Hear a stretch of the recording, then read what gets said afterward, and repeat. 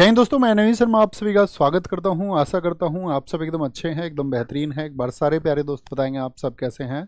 उम्मीद करेंगे बढ़िया होंगे, बेहतरीन होंगे, ज़बरदस्त होंगे। और एक बार दोस्त कमेंट सेक्शन में आप सबकी मुस्कुराहट दिखेगी तो और अच्छा लगेगा। आप सबको पता होना चाहिए आपका एनटीपीसी का एग्ज़ाम आज साथी जो है डेट आ चुका है। 5 जून से लेकर के 23 जून के बीच में आप सब लोगों का एग्ज़ाम होना है। आप उम्मीद करूँगा परिचित होंगे उससे सारे लोग, और बहुत अच्छे से अब जो आपका इंतज़ार था वो ख़त्म हो चुका है। और एकदम से अपनी चीज़ों को बहुत अच्छे से समेट लेना है। ये इम्पोर्टेंट टॉपिक्स हैं। एक बार सिलेबस को देख करके भाई सिलेबस में ये चीज़ें हमारी दी हुई हैं, जीएस का पार्ट ये दिया हुआ है, बाकी सिलेबस ये दिया हुआ है, वो मेरा कवर है या नहीं है, उन सारे टॉपिक्स को एक बार रिवाइज कर लेना है अच्छे से। ओके, तो शुरू करते हैं आज की क्लास को। प्रैक्टिस सेट नंबर 7 पर पहुंच चुके हैं, जिसमें पिछले 6 के साथ ही 5 क्वेश्चन है। बताएंगे नाटो की स्थापना कब हुई थी। तो नाटो की स्थापना हुई है 4 अप्रैल 1949 को। कहाँ पर हेडक्वार्टर है इसका? ब्रुसेल्स में, बेल्जियम में है। भूदान आंदोलन की शुरुआत 1951 में कहाँ से हुई थी? पोचमपल्ली से हुई थी। कहाँ से? पोचमपल्ली। और पोचमपल्ली कहाँ पर पड़ता है आपका? तेलंगाना में है। पोचमपल्ली तेलंगाना से। न्यूनतम मजदूरी अधिनियम जो मिनिमम वेजेस एक्ट आया था वो आया था 1948 में। 1948 में। पाइका विद्रोह कहाँ पर हुआ था साथी? आपका उड़ीसा में हुआ था। कहाँ पर? उड़ीसा में ये भैया हुआ था आपका, उड़ीसा में। और अलमाटी बांध कहाँ पर है? वो कर्नाटका में है। कहाँ पर है? कर्नाटका में वो साथी आपका स्थित है। अब एक बार स्कोर बता दें सारे दोस्त तो मज़ा आ जाए और फिर हम आगे बढ़ें। स्कोर स्कोर दिखाएंगे भाई। स्कोर है आपका, भाई शुभम दिखा दो इसको। आनंद मिश्रा जी 5 पर हैं आपका, प्रतिभा यादव 4 पर हैं आपका, प्रीति पासवान 4 पर हैं, एरिका तोमर 5 पर हैं। एरिका तोमर रोज दिख जाती है। पारिका 5 पर है आपका, अभिषेक कुमार वत्स 4 पर हैं, शुभम भाई 5 पर हैं आपका, नवीन सर का ऊपर दिखाओ क्या लिखा हुआ था, नवीन सर का भाग गया वो कहीं, छोड़ो। विपुल है आपका, अनुराग सिंह, रविचरण यादव जी 3 पर है। रविचरण भाई ये तो स्कोर कम है आपका, इतना कम नहीं होना चाहिए। 4 और 5 स्कोर ही एक्सेप्टेबल है। आज की क्लास को शुरू करते हैं। अच्छे से नोट्स बनाना और अच्छे से आंसर करना। क्वेश्चन को हमेशा पूरा पढ़ा करो। एग्जाम में कई बार तो हमारे 2 से 3 क्वेश्चन इस बात को लेकर के गलत हो जाते हैं क्योंकि हम पढ़ते नहीं हैं उसको अच्छे से और कुछ और समझ करके कुछ और टिक कर देते हैं। इसीलिए हमेशा क्वेश्चन को बहुत ध्यान से पढ़ना है क्योंकि एक एक क्वेश्चन साथी बहुत इंपॉर्टेंट है। आपका दशमलव के अंक भी आप लोगों के लिए बहुत महत्वपूर्ण है। तो शुरू करेंगे। सबका स्वागत है। सत्रिया के एकांकी नाटक को क्या कहा जाता है? सत्रिया में जो साथी आपका 1 एक्ट प्ले होता है उसको क्या बोलते हैं? एकम नाट बोलते, विशेषम, अनंत या अंकिया नाट बोलते। तो इसको कहा जाता है आपका अंकिया नाट कहा जाता है। सत्रिया मुझे बताएं किस राज्य में होता है? भैया असम में होता है। असम में। कहाँ पर होता है? असम में।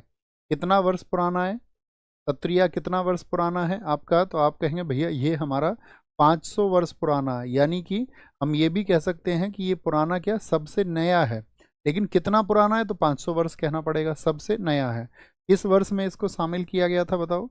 हमने आपको बताया था किस वर्ष में इसको शामिल किया गया था। इसको शामिल किया गया था सन 2000 में। और किसके प्रयासों से? श्रीमत शंकर देव के प्रयासों से। किसके प्रयासों से? श्रीमत शंकर देव के प्रयास से, श्रीमत शंकर देव के एफर्ट से इसको क्या किया गया था? शामिल किया गया था क्लासिकल डांस में। किस मठ से संबंधित हैं? तो ये वैष्णव मठों से संबंधित है। कौन से? जो वैष्णव मोनेस्ट्रीज हैं, वैष्णव मठों से इनका संबंध है।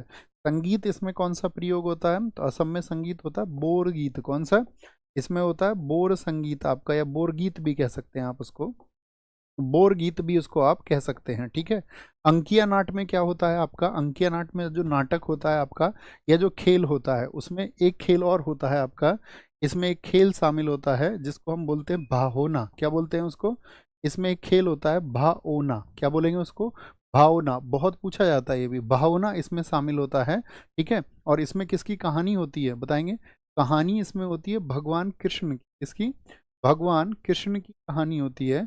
जो आपका गॉड कृष्णा है उनकी स्टोरीज से इसका संबंध है। भगवान कृष्णा की कहानियों से इसका संबंध है। इसमें एक साथी आपका पार्ट में मिट्टी पर एक्सरसाइज की जाती है। मिट्टी पर एक्सरसाइज की जाती है, मिट्टी पर व्यायाम होता है। उसको क्या बोला जाता है? उसको बोला जाता है माटी अखोरा।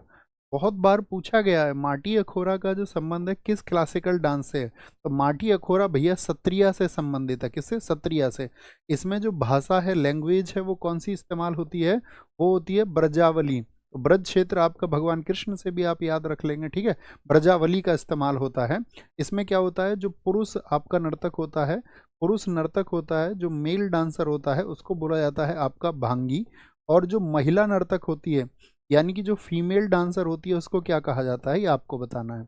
महिला नर्तक को इसमें बोलते हैं सीमंगी। क्या बोलते हैं उसको, सीमंगी कहा जाता है। और कभी ये अगर फेस्टिवल्स के दौरान हो, त्योहारों के अवसर पर हो, क्या बोलेंगे, त्योहारों के अवसर पर, तो उस समय पर इसको कहा जाता है ड्यूरिंग फेस्टिवल्स, ड्यूरिंग फेस्टिवल्स इसको कहा जाता है भोकोट। क्या बोलेंगे, भोकोट। और भोकोट को कौन करता है आपका, हमेशा मेल आपका आर्टिस्ट या मेल डांसर्स ही करते हैं भोकोट को। कौन करते हैं, मेल डांसर्स ही भोकोट को करते हैं। अगर मैं आपको बताऊं, मैंने आपको बता रखा है, मुझे बताइए इसके अगर हम डांसर्स की बात करें तो कौन से दो रूट वर्ड याद रखते हैं हम सेकिया के लिए, तो क्या बोलेंगे इसके, सत्रिया के लिए। तो सत्रिया के लिए एक तो याद रखते हैं या से सेकिया और बारबयान। तो जो सत्र होता है, सत्र कहाँ पे होता है, संसद का होता है, संसद का। तो सत्र में नेता लोग बार बार बयान देते हैं, हाँ या ना, बोले यस और नो। अरे थोड़ा बोला करो यार, यस और नो के द्वारा पहुंचाया करो कि हाँ आप मेरी बात से कनेक्ट कर पा रहे हैं, मेरी बात से कनेक्ट कर पा रहे हैं। तो इसमें जो कलाकार हैं, जो इसमें साथी आपका आर्टिस्ट होते हैं या डांसर्स होते हैं, डांसर्स होते हैं, उनके क्या क्या नाम है, जो बहुत चर्चित डांसर्स हैं इसमें। तो एक नाम है गुरु जतिन गोस्वामी। ये तो इस बार एसएससी पूछेगी आपसे, लगभग हर एग्जाम में पूछा जाएगा, चाहे रेलवे का हो चाहे स्टेट का हो। गुरु जतिन गोस्वामी, क्यों जी, क्योंकि इनको मिला है अभी आपका पद्म भूषण 2025 में। क्या बोलोगे, पद्म भूषण 2025 मिला, इसीलिए बहुत इंपॉर्टेंट है जतिन गोस्वामी। जैसे सेकिया रूट वर्ड, जितने भी नाम सेकिया हों, शारदीय सेकिया, और एक आपका बरबयान, बरबयान, जैसे मणिक बरबयान। क्या बोलोगे, मणिक बरबयान, जिसको बोरबयान भी कहा जाता है, या आप बारबयान याद रख लो तब भी कोई दिक्कत नहीं है, मणिक बारबयान, ठीक है। एक अभी आपका इसमें चर्चित रहे मुकुंद सेकिया। क्या बोलोगे, मुकुंद सेकिया, क्यों चर्चित रहे, BKY अवार्ड इनको मिला। अब BKY का पूरा नाम लिखो, मैंने आपको बताया था, BKY 2023 इनको मिला है, यानी बिस्मिल्ला खान युवा पुरस्कार इनको मिला है।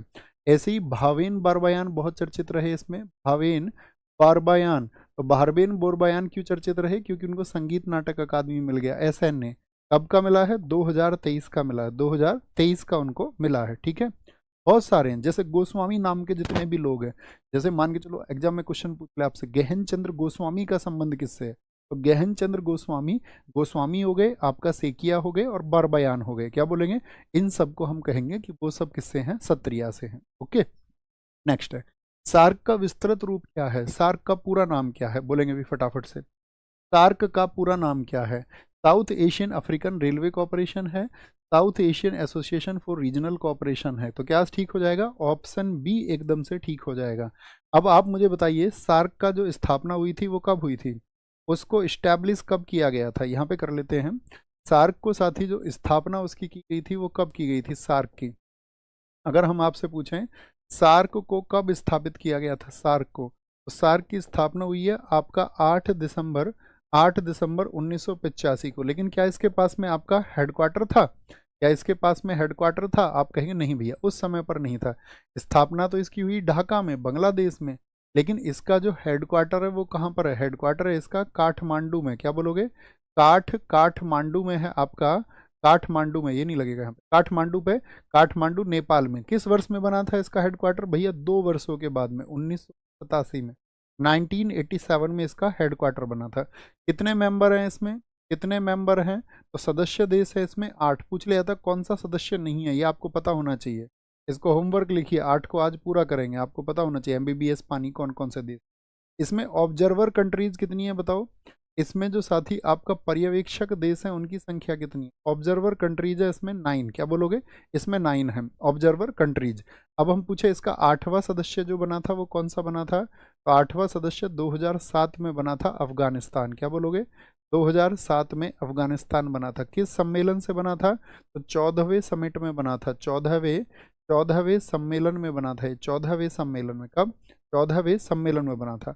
मुझे बताओ इसके जो साथी पहले महासचिव थे वो कौन थे, इसका जो साथी आपका सेक्रेटरी जनरल थे पहले वो कौन थे, तो पहले महासचिव थे इसके अबुल एहसान। क्या बोलोगे, अबुल एहसान, जो बांग्लादेश से थे। प्रथम भारतीय कौन थे, बताओ प्रथम भारतीय कौन थे, पहले भारतीय, ऐसे कोई भारतीय भी रहे हैं क्या जो रह चुके हों इसके महासचिव? तो पहले भारतीय महासचिव इसके रह चुके हैं आपका शीलकांत शर्मा। क्या बोलोगे? शीलकांत शर्मा रह चुके हैं। वर्तमान में कौन है? वर्तमान में कौन है इसके महासचिव बताइए? सार्क के वर्तमान में महासचिव कौन है? तो आप बोलेंगे इसके वर्तमान में जो जनरल सेक्रेटरी हैं वो हैं गुलाम सरवर। अभी चेंज हो गए हों तो आप देख लेना। गुलाम सरवर जो कि कहाँ के हैं? बांग्लादेश के हैं। कहाँ के हैं? बांग्लादेश के हैं। मुझे बताओ सार्क यूनिवर्सिटी कहाँ पर है? साउथ एसोसिएशन, क्या बोलोगे? आपका south Asia association for regional cooperation, इसकी जो यूनिवर्सिटी है वो कहाँ पर है? सार्क यूनिवर्सिटी कहाँ पर स्थित है? तो सार्क यूनिवर्सिटी साथी आपका नई दिल्ली में मौजूद है, नई दिल्ली में। अगर मैं पूछूं सार्क के लिए जो आपका डेवलपमेंट फंड है वो कहाँ पर है? सार्क के लिए डेवलपमेंट फंड अर्थात विकास कोष कहाँ पर है? सार्क विकास कोष कहाँ पर स्थित है? तो वो है आपका साथी थिम्पू में। कब? भूटान में है। कहाँ पर? भूटान में। 2010 में बना था। अगर आपसे पूछे सार्क फूड बैंक कहाँ पर है? सार्क फूड बैंक कहाँ पर है आपका? यहाँ पर एनर्जी स्टोर भी है, तो वो पाकिस्तान में है। यहीं पर क्या है आपका? एनर्जी स्टोर अर्थात ऊर्जा भंडार भी है। क्या है? ऊर्जा भंडार भी स्थित है यहाँ पर। क्या है? ऊर्जा भंडार भी यहाँ पर स्थित है, ये हमको पता होना चाहिए। ओके, नेक्स्ट है, आगे आएंगे। अगला क्वेश्चन है, मेजर ध्यानचंद खेल रत्न पुरस्कार विजेता को कितने रुपए की नगद राशि दी जाती है? कितने रुपए उसको दिए जाते हैं? बोलेंगे उसको कितने रुपए दिए जाते हैं? क्या एक साथी कह रहा है कि हमें आवाज़ जो है सर थोड़ी कम आ रही है? दोस्त आवाज़ कम आ रही है, मैं तो जितना बोलता हूँ उतना ही बोल रहा हूँ, आवाज़ तो कम नहीं आनी चाहिए। एक बार थम्स अप करें, आवाज़ ठीक है ना? एक बार थम्स अप करके सारे साथी बता दें क्या भैया आवाज़ ठीक है ना? तो इसमें मिलती है भैया 25 लाख रुपए की धनराशि। कितना? 25 लाख रुपए की। पहले कितनी मिलती थी? पहले 7.5 लाख रुपए मिलती थी पहले। तो मेजर ध्यानचंद खेल रत्न पुरस्कार का पुराना नाम क्या होता था? वो पुराना नाम बताएं आप, पुराना नाम। तो इसका जो प्राचीन नाम था, इसका पुराना नाम था आपका क्या? राजीव गांधी के नाम पर। किसके नाम पर? देश के प्रधानमंत्री रहे थे राजीव गांधी जी, उनके नाम पर था। तो यानी कि ये राजीव गांधी खेल रत्न पुरस्कार हुआ करता था। तो किस वर्ष में ये चेंज कर दिया? खेल रत्न अवार्ड इसको बोलते थे। तो ये 6 अक्टूबर 2021 से, क्या बोलोगे? 6 अक्टूबर 2021 से इसको क्या कर दिया गया? चेंज कर दिया गया। क्या कर दिया गया? इसको चेंज कर दिया गया। अच्छा मुझे बताएं, पुरस्कार राशि 15 लाख रुपए कौन कौन से गेम में दी जाती है? तो 15 लाख एक तो साथी अर्जुन अवार्ड के लिए दिए जाते हैं, अर्जुन पुरस्कार के लिए, और साथ में आपका जो दूसरा अवार्ड कौन सा होता है वो द्रोणाचार्य अवार्ड, द्रोणाचार्य, द्रोणाचार्य पुरस्कार के लिए दिए जाते हैं। लेकिन द्रोणाचार्य में कौन सी कैटेगरी में? जो लाइफ टाइम अचीवमेंट है, कौन सी? लाइफ टाइम की जो कैटेगरी है उसमें दिए जाते हैं। 10 लाख रुपए की बात करें तो ये मेजर ध्यानचंद में दिए जाते हैं। देखो वो मेजर ध्यानचंद खेल रत्न है, एक सिर्फ मेजर ध्यानचंद भी दिया जाता है। मेजर ध्यानचंद कौन सा खेल खेलते थे बताओ? मेजर ध्यानचंद में दिए जाते हैं। और सिर्फ इतना ही याद रखना, मेजर ध्यानचंद खेल रत्न पुरस्कार। और प्लस में ये दिए जाते हैं किसमें? द्रोणाचार्य। जो द्रोणाचार्य आपका रेगुलर होता है, नियमित होता है। नियमित में कितने दिए जाते हैं? रेगुलर में कितने दिए जाते हैं? आपका 10 लाख रुपए दिए जाते हैं, 10 लाख। मेरा क्वेश्चन रहेगा अर्जुन पुरस्कार कब शुरू हुए थे? अर्जुन पुरस्कार 1961 में। कितने साल का अनुभव देखा जाता है खिलाड़ी का? 4 वर्ष का अनुभव। एक तो पिछले 3 साल और एक जिस साल में दिया जा रहा है उस ईयर का, जिस साल में दिया जा रहा है आपका उस ईयर का। ये बात है, सॉरी हमने यहाँ पर ईयर गलत लिख दिया साथी, 6 अगस्त होगा, 6 अगस्त को ये चेंज हुआ राजीव गांधी जी के लिए। 6 अक्टूबर नहीं, 6 अगस्त।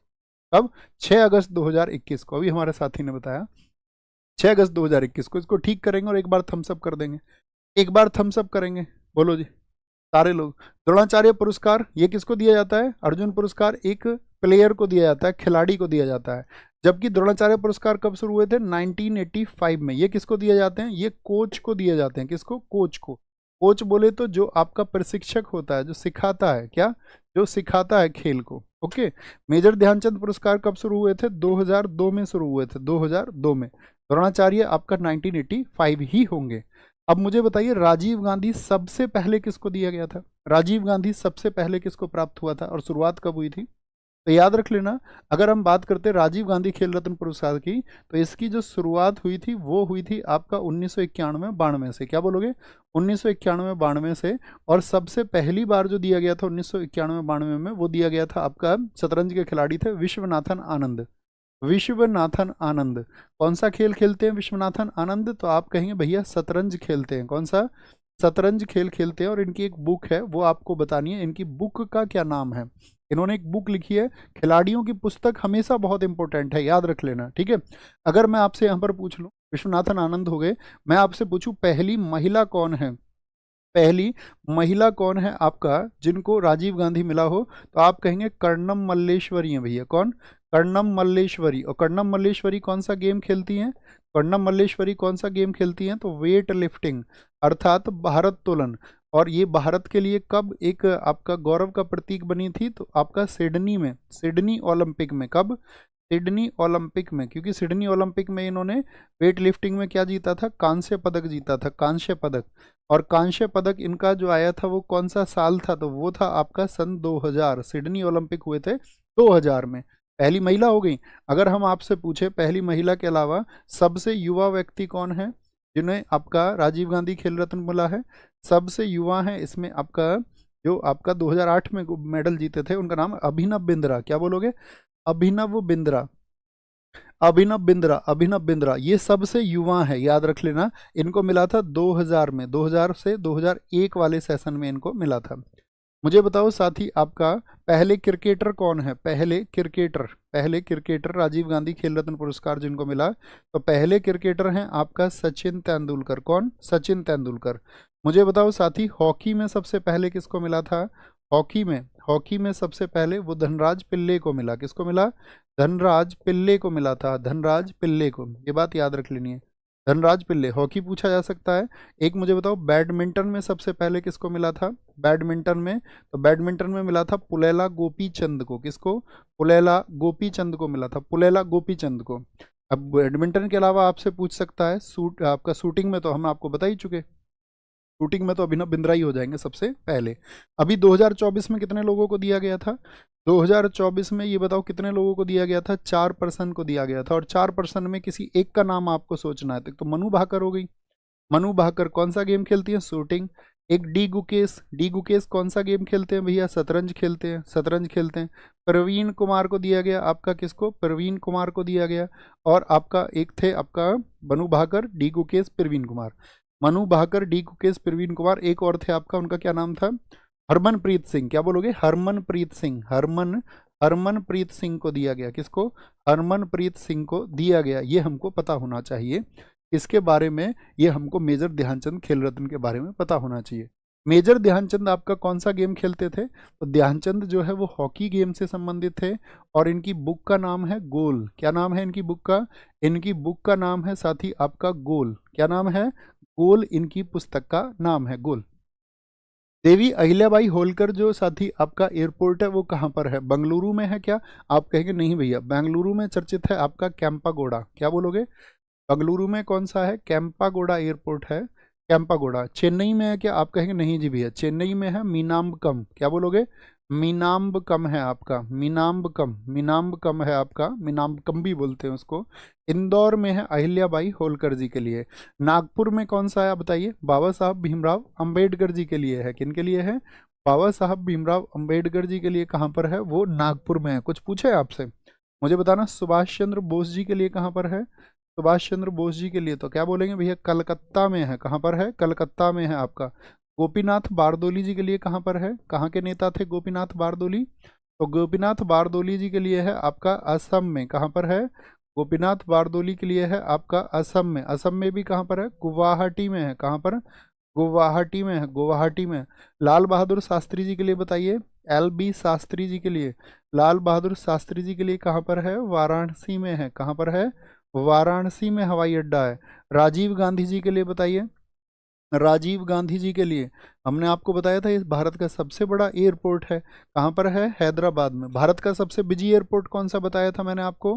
बिरसा मुंडा एयरपोर्ट। बताइए कहाँ पर है? बिरसा मुंडा। क्या बोलेंगे? बिरसा मुंडा एयरपोर्ट कहाँ पर है? वो रांची में है। कहाँ पर है? वो रांची में है। सबसे बिजी एयरपोर्ट हमने आपको साथी कौन सा बताया था? तो आप बताएंगे बिजी एयरपोर्ट भैया आपने बताया था IGI, इंदिरा गांधी इंटरनेशनल है। क्या बोलेंगे?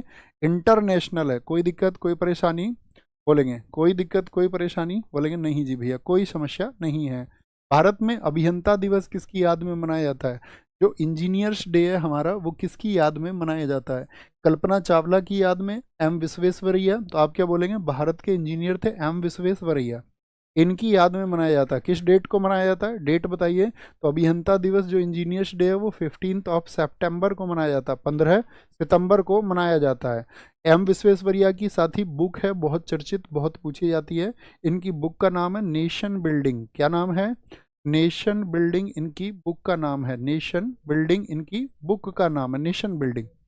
अच्छा, हम आपसे पूछेंगे, हमें बताइए एपीजे अब्दुल कलाम जी की याद पर कौन सा दिवस मनाया जाता है? तो इंटरनेशनल स्टूडेंट डे मनाया जाता है। अंतर्राष्ट्रीय छात्र दिवस मनाया जाता है। इंटरनेशनल स्टूडेंट दिवस, अंतर्राष्ट्रीय छात्र दिवस किस दिन बनता है ये? तो आप कहेंगे भैया ये 15 अक्टूबर को बनता है। मुझे बताइए अंतर्राष्ट्रीय अहिंसा दिवस कब बनता है? अंतर्राष्ट्रीय अहिंसा दिवस, अहिंसा अहिंसा दिवस कब बनता है? तो महात्मा गांधी जी के लिए, ये तो सब जानते हैं, महात्मा गांधी जी के लिए ये भी सब जानते हैं, 2 अक्टूबर को मनाया जाता है। लेकिन कब से शुरू हुआ था, ये बहुत इंपॉर्टेंट क्वेश्चन है, तो याद रखना ये 2007 से शुरू हुआ है। ऐसा नहीं गांधी जी का जन्म 1869 में हुआ तब से मनाया जाता है, 2007 से इसको शुरू किया गया था। हम पूछेंगे आपसे एक, आप हमको बताओ राष्ट्रीय युवा दिवस, national youth day, national youth day, राष्ट्रीय युवा दिवस किसकी याद में और कब मनाया जाता है? राष्ट्रीय युवा दिवस मनाया जाता है भैया 12 जनवरी को। किसकी याद में? स्वामी विवेकानंद जी की याद में। किसकी? स्वामी विवेकानंद जी की याद में, स्वामी विवेकानंद जी की। बताओ स्वामी विवेकानंद जो शिकागो गए थे किस ईयर में गए थे? वो ईयर कौन सा था? शिकागो गए थे। राष्ट्रीय युवा दिवस बताओ। एक बताओ बाल दिवस कब मनाया जाता है? बाल दिवस, जो चिल्ड्रंस डे है वो 14 नवंबर को मनाया जाता है। और किसकी याद में मनाया जाता है? पंडित नेहरू जी की याद में मनाया जाता है, पंडित नेहरू जी की याद में। मुझे बताओ सद्भावना दिवस जो साथी आपका, यानी कि गुडविल डे, गुडविल डे कब मनाया जाता है? सद्भावना दिवस और किसकी याद में मनाया जाता है? सद्भावना दिवस 20 अगस्त को मनाया जाता है और ये मनाया जाता है भारत के पूर्व प्रधानमंत्री राजीव गांधी जी की याद में। किसकी याद में? राजीव गांधी जी की याद में मनाया जाता है। ठीक है, सुशासन दिवस बताइए कब मनाया जाता है? गुड गवर्नेंस डे, ये तो सबसे ज़्यादा पूछा जाता है, सबसे महत्वपूर्ण चुनना है इसको। सुशासन दिवस जो साथी आपका, यानी कि गुड गवर्नेंस डे है, गुड गवर्नेंस डे है आपका, यानी कि सुशासन दिवस ये मनता है 25 दिसंबर को। और किसकी याद में? अटल जी की याद में, अटल बिहारी वाजपेयी जी की याद में इसको मनाया जाता है। आप मुझे बताओ राष्ट्रीय महिला दिवस कब मनाया जाता है? राष्ट्रीय महिला दिवस और किसकी याद में मनाया जाता है? राष्ट्रीय महिला दिवस मनता है आपका नेशनल वुमेन, इंटरनेशनल तो 8 मार्च को मनता है, ये 13 फरवरी को मनता है और सरोजनी नायडू जी की याद में मनता है। किसकी? सरोजनी नायडू जी की याद में मनता है, सरोजनी नायडू जी की। मुझे बताओ राष्ट्रीय राष्ट्रीय दुग्ध दिवस किसकी याद में मनाया जाता है? National milk day, national milk day किसकी याद में मनाया जाता है? राष्ट्रीय दुग्ध दिवस जो कि 26 नवंबर को मनता है और ये मनाया जाता है आपका वर्गीज कुरियन। वर्गीज कुरियन ने कौन सा रिवॉल्यूशन दिया था भारत को? वर्गीज कुरियन आपको पता होगा, ये लाल बहादुर शास्त्री जी के शिष्य थे, तो इन्होंने हमको दिया है व्हाइट रिवॉल्यूशन, यानी कि श्वेत क्रांति, यानी कि दुग्ध क्रांति। और किस वर्ष में शुरू हुई थी श्वेत क्रांति? 1970 में भैया शुरू हुई थी, 1970 में। भारतीय क्रिकेट में निम्नलिखित में से कैप्टन कूल के नाम से किसको जाना जाता है? तो कैप्टन कूल है महेंद्र सिंह धोनी। क्या बोलोगे? महेंद्र सिंह धोनी। विराट कोहली को भैया चीकू कहते हैं। कपिल देव की अगर हम बात करें, इनको बोला जाता है हरियाणा हरिकेन। क्या बोलोगे? Haryana Haryana hurricane. Captain cool बहुत इंपॉर्टेंट है, हरियाणा हरिकेन के नाम से जाना जाता है। मुझे बताओ कूल कैट किसको कहा जाता है क्रिकेट में? कूल कैट, तो कूल कैट है आपका केन विलियमसन। कौन है? केन विलियमसन है। सचिन तेंदुलकर मैं आपको बता चुका, बॉम्बे बॉम्बर बोल लो या फिर इनको आपका क्या बोलेंगे? मास्टर ब्लास्टर बोल लो, मास्टर ब्लास्टर बोल लो। बिग शो बताओ किस खिलाड़ी को कहा जाता है? इस क्रिकेट के खिलाड़ी को बिग शो कहा जाता है, तो ग्लेन मैक्सवेल को कहा जाता है। किसको? ग्लेन मैक्सवेल को कहा जाता है। मिस्टर क्रिकेट किसको कहा जाता है? मिस्टर क्रिकेट बताइए, मिस्टर क्रिकेट किस खिलाड़ी को कहा जाता है? तो मिस्टर क्रिकेट कहा जाता है माइकल हसी को। किसको? माइकल हसी को। और यूनिवर्स बॉस किसको कहा जाता है? यूनिवर्स बॉस किस खिलाड़ी को कहा जाता है? यूनिवर्स बॉस, तो यूनिवर्स बॉस कहा जाता है क्रिस गेल को। सिक्स मशीन भी कहा जाता है क्रिस गेल को ही। ठीक है, अच्छा मिस्टर 360 किसको कहा जाता है? मिस्टर 360, तो ये ए बी डी विलियर्स है। कौन है? ए बी डी विलियर्स है, A B de Villiers, A B de Villiers को कहा जाता है। किस खिलाड़ी को रॉक स्टार कहा जाता है? रॉक स्टार, तो रॉक स्टार है आपका रविंद्र जडेजा। क्या बोलोगे?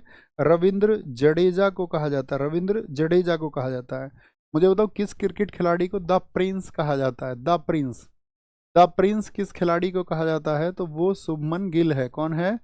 शुभमन गिल को कहा जाता है। किसको? शुभमन गिल को कहा जाता है। आपका हिटमैन किसको कहा जाता है?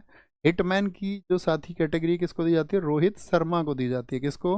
रोहित शर्मा को दी जाती है, रोहित शर्मा को। गब्बर किस खिलाड़ी को कहा जाता है? इंडियन खिलाड़ी है गब्बर, तो गब्बर है भैया आपका शिखर धवन। कौन?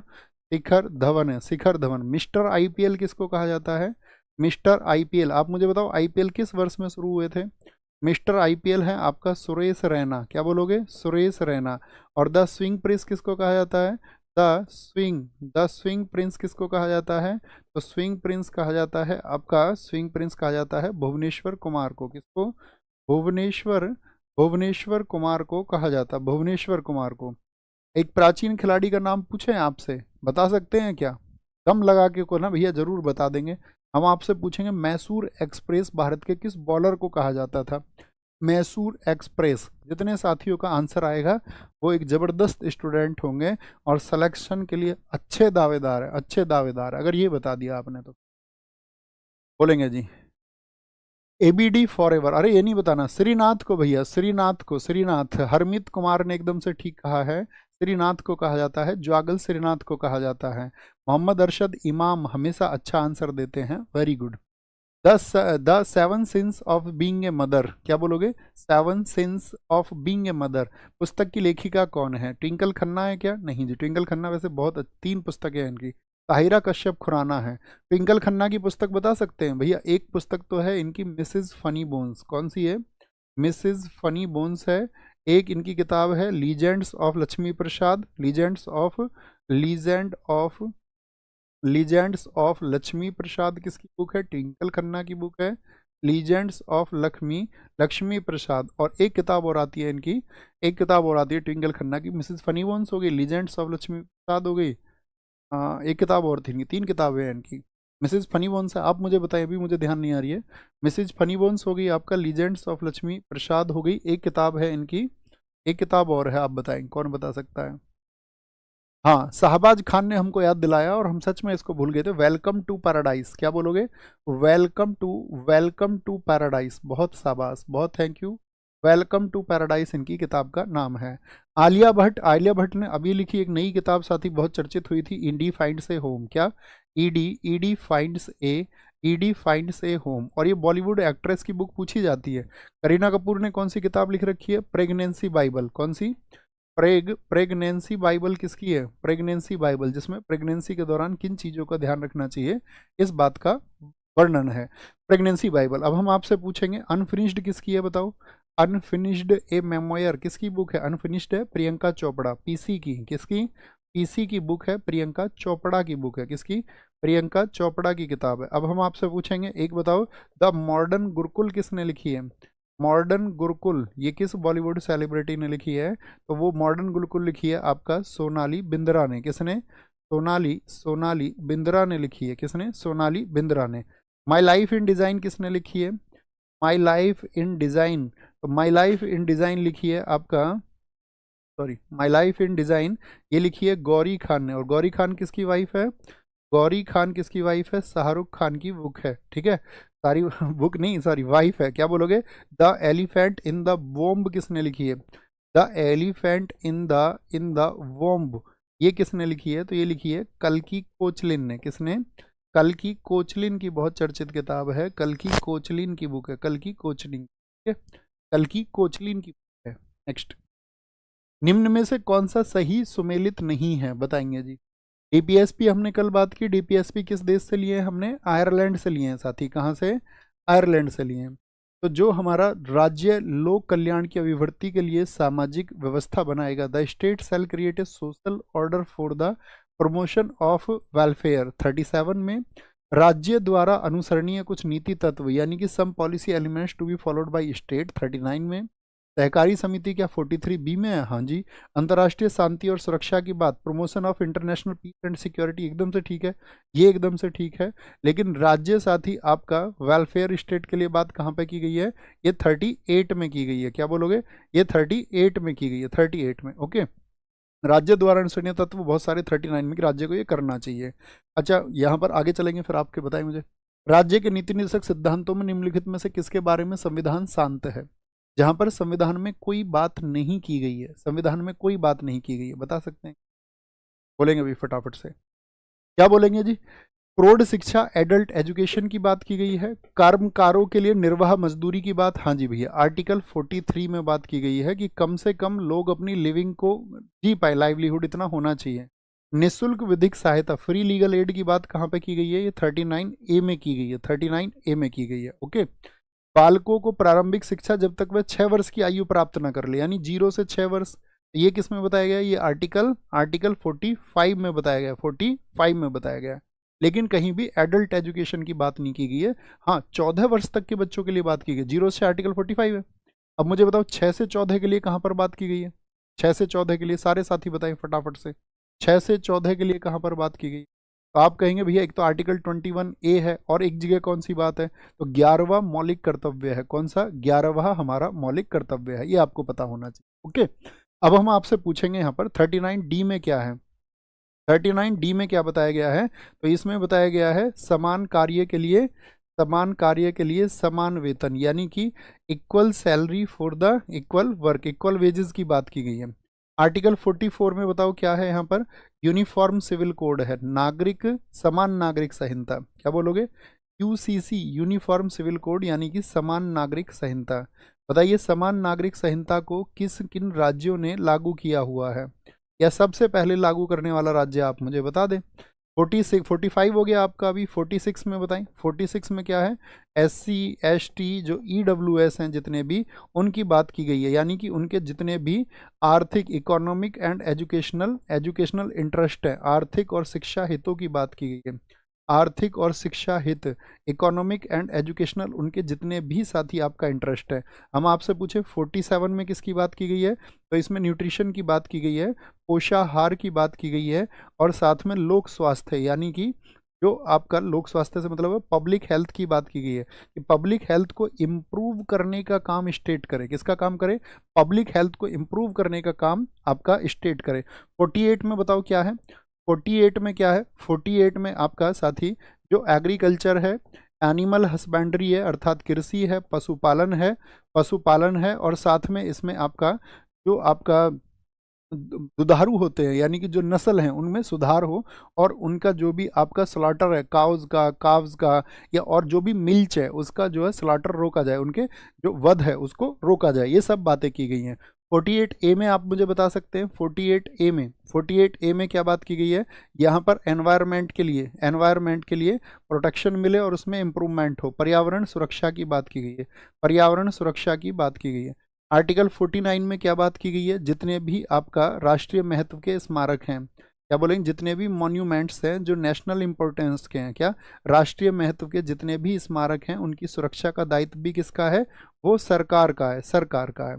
आर्टिकल 50 बताइए, यहाँ से एक क्वेश्चन आपके एग्जाम में आएगा, अब जो भी एग्जाम आप दोगे सबसे पहले ही दिन मिलेगा। तो इसमें क्या है? कार्यपालिका का किससे पृथक्करण बताया गया है?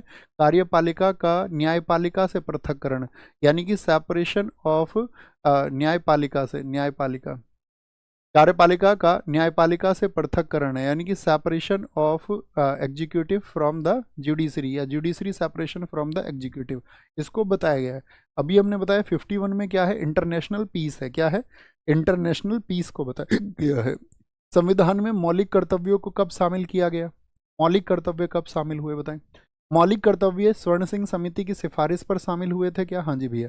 किस वर्ष में शामिल हुए? तो आप याद रखना 1976 में शामिल हुए। सरदार स्वर्ण सिंह समिति जो थी, इसमें सदस्य कितने थे? तो इसमें भैया 12 सदस्य थे। कितने? 12 सदस्य। इन सदस्यों ने कितने मौलिक कर्तव्य जोड़ने की बात की थी?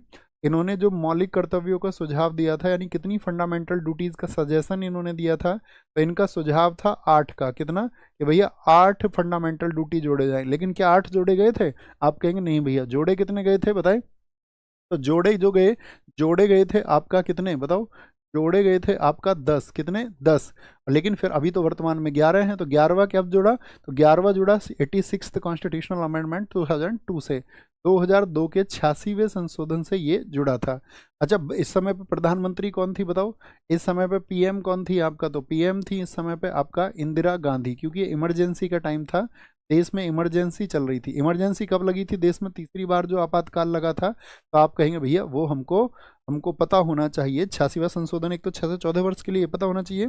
और आपातकाल लगा था 25 जून 1975 को, कब, 25 जून 1975 को। कितने महीने चली थी इमरजेंसी, 21 महीने, 1977 तक।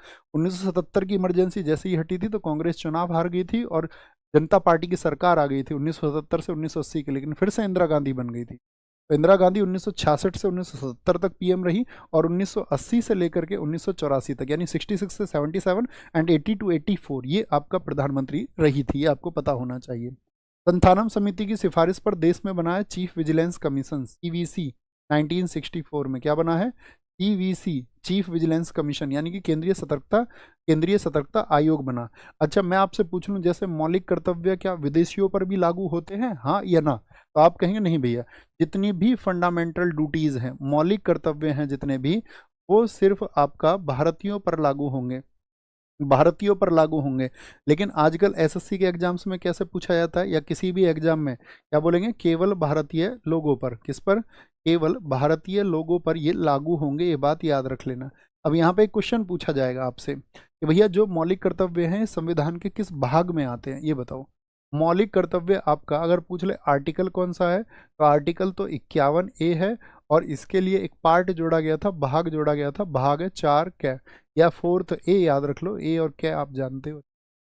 लेकिन एग्जाम में क्वेश्चन कैसे पूछा जाएगा, एग्जाम में क्वेश्चन पूछा जाता है आपसे, आपसे पूछेगा कि एक नाम लिख देगा आपका, किसी भी मौलिक मौलिक कर्तव्य का नाम लिख देगा। जैसे मौलिक कर्तव्य 6 से 14 वर्ष तक के बच्चों की शिक्षा के लिए कौन सा मौलिक कर्तव्य है, और नीचे नाम दे देता है 51A में बताया गया है, ये बी में बताया गया है, सी में बताया गया है, डी में बताया गया है, या किस में बताया गया है। इस तरह से क्वेश्चन पूछेगा। ओके, हम सब करो जी भैया, तैयार रखेंगे उसको, उसको हम लोगों को याद रखना है ना। भारतीय संविधान के अंतर्गत निम्नलिखित में से कौन सा मौलिक कर्तव्य नहीं है। आम चुनावों में मतदान क्या ये मौलिक कर्तव्य में आपने पढ़ा है, आप कहेंगे नहीं भैया। वैज्ञानिक दृष्टि से भावना का विकास, हाँ जी ये है। सार्वजनिक संपत्ति की सुरक्षा, हाँ जी ये है। संविधान का पालन करना और इसके आदर्शों का सम्मान, हाँ जी ये। तो ये तीनों हैं, ऑप्शन ए नहीं है। तो इनको याद कराते हैं आपको, हिंदी वाले एक बार में पढ़ो, फिर इंग्लिश वालों को पढ़ाएंगे। सीन 2 दिखाओ इनको बच्चों को, सीन 2 दिखाओ, सीन 2। यहाँ पर देखना मेरे भाई, ध्यान से पढ़ना इसको, देखो पूछना क्या, बड़ी आसानी से याद रखेंगे। 2 मिनट आप मुझे देंगे, ठीक है, जो मैं बोल दूं उसके बाद में स्क्रीनशॉट लेना। नंबर 1 में पहली चीज में क्या है देश में, जब हम संविधान को पढ़ रहे हैं तो पहला मौलिक कर्तव्य है या ABCD याद रख लो, JHI JK, ऐसे 1 2 3 4 5 याद रख लो, क्या खा गया गया अंगा, च छ ज अइया, और ट ठ ड ड अणे, त थ द द न, प फ ब म, ऐसे याद रख लो, जैसे तुम्हारी मर्जी। संविधान का पालन करना और उसके आदर्शों और संस्थानों, राष्ट्रीय ध्वज। तो पहली चीज क्या है हमारे लिए, संविधान, हमारा फ्लैग और राष्ट्रगान। 1 पे ये है। 2 में क्या है, हमारे जितने भी साथी आपका स्वतंत्रता संग्राम में जो लोग लड़े, फ्रीडम फाइटर्स हैं हमारे। 3 में 3 बातें की गई हैं आपका, सवरेनिटी की, यूनिटी की, आपका इंटीग्रिटी की, संप्रभुता, एकता और अखंडता। 3 में कितनी बातें, तो कभी भी 3 बातें पूछेगा तो कहेंगे 3 में है। देश की रक्षा कैसे करोगे, देश की रक्षा की बात, भैया देश की रक्षा हम चारों तरफ से करेंगे, चारों तरफ से करेंगे।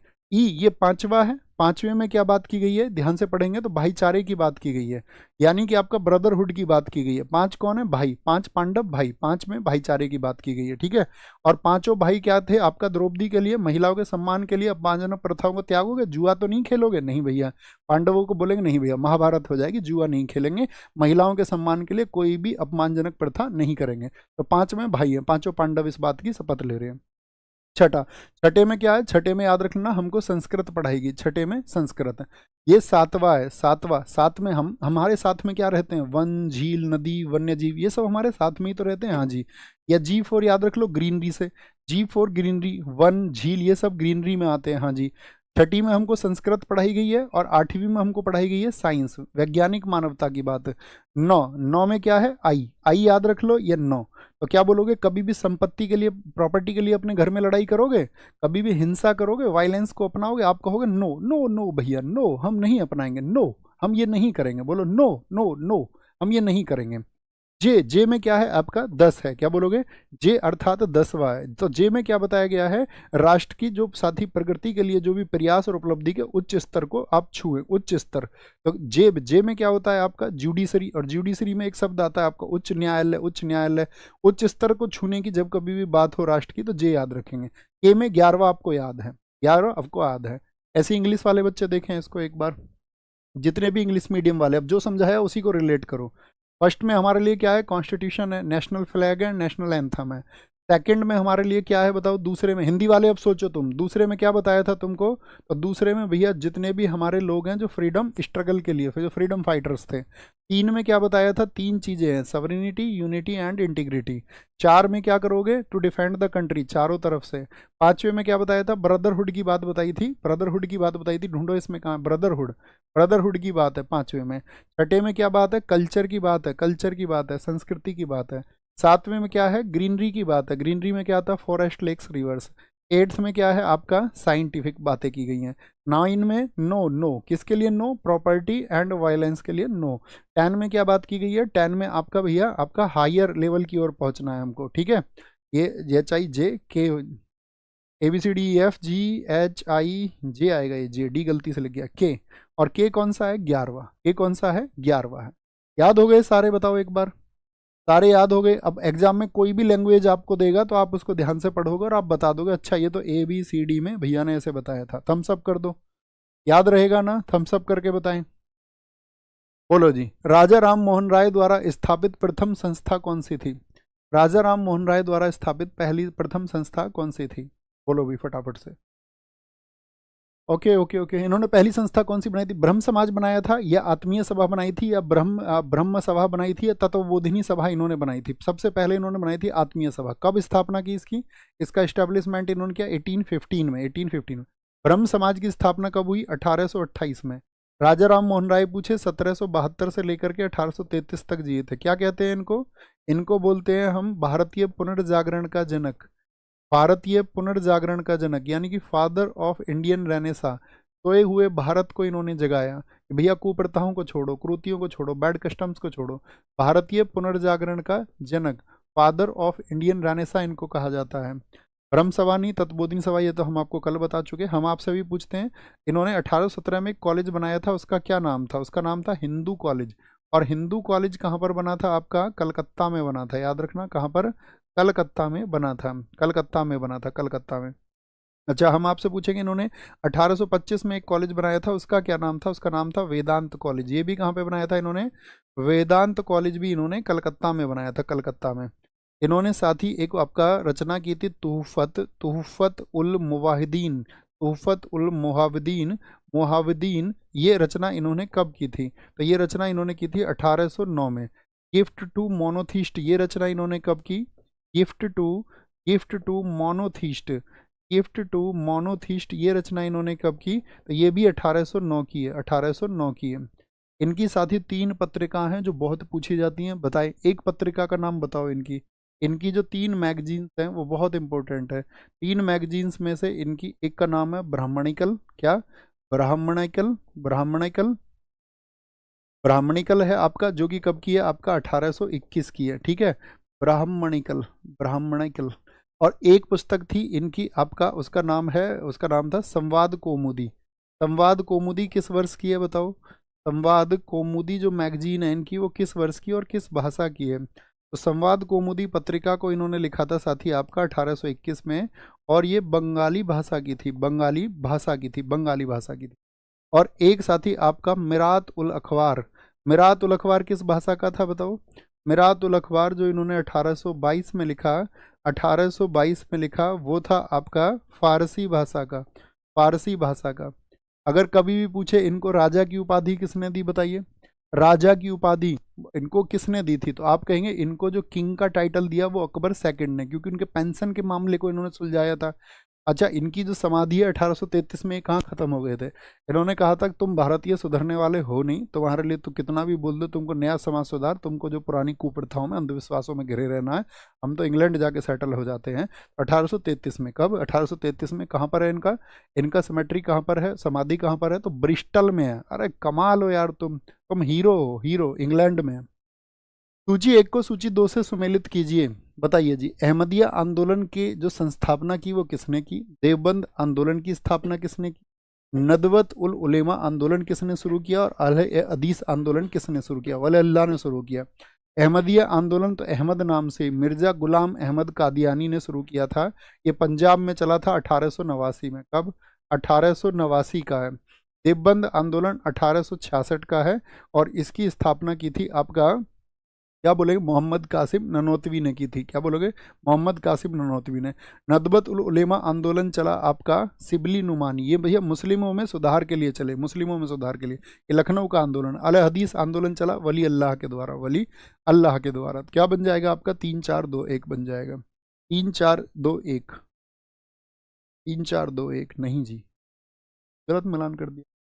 अहमदिया आंदोलन मिर्जा गुलाम मोहम्मद, देवबंद आंदोलन 4-3, 4-3-2-1 बनेगा, सॉरी 4-3-2-1 बन जाएगा। ऑप्शन डी एकदम से ठीक हो जाएगा। मुझे बताओ, प्रथम मदरसा, फाउंडेशन बैच वाले सारे आंसर करें जो भी हों। प्रथम मदरसा किस वर्ष में खुला था और किसके समय खुला था? प्रथम मदरसा किस वर्ष में खुला था और किसके समय? तो जो फर्स्ट मदरसा खुला भारत में वो 1781 में खुला था। कब?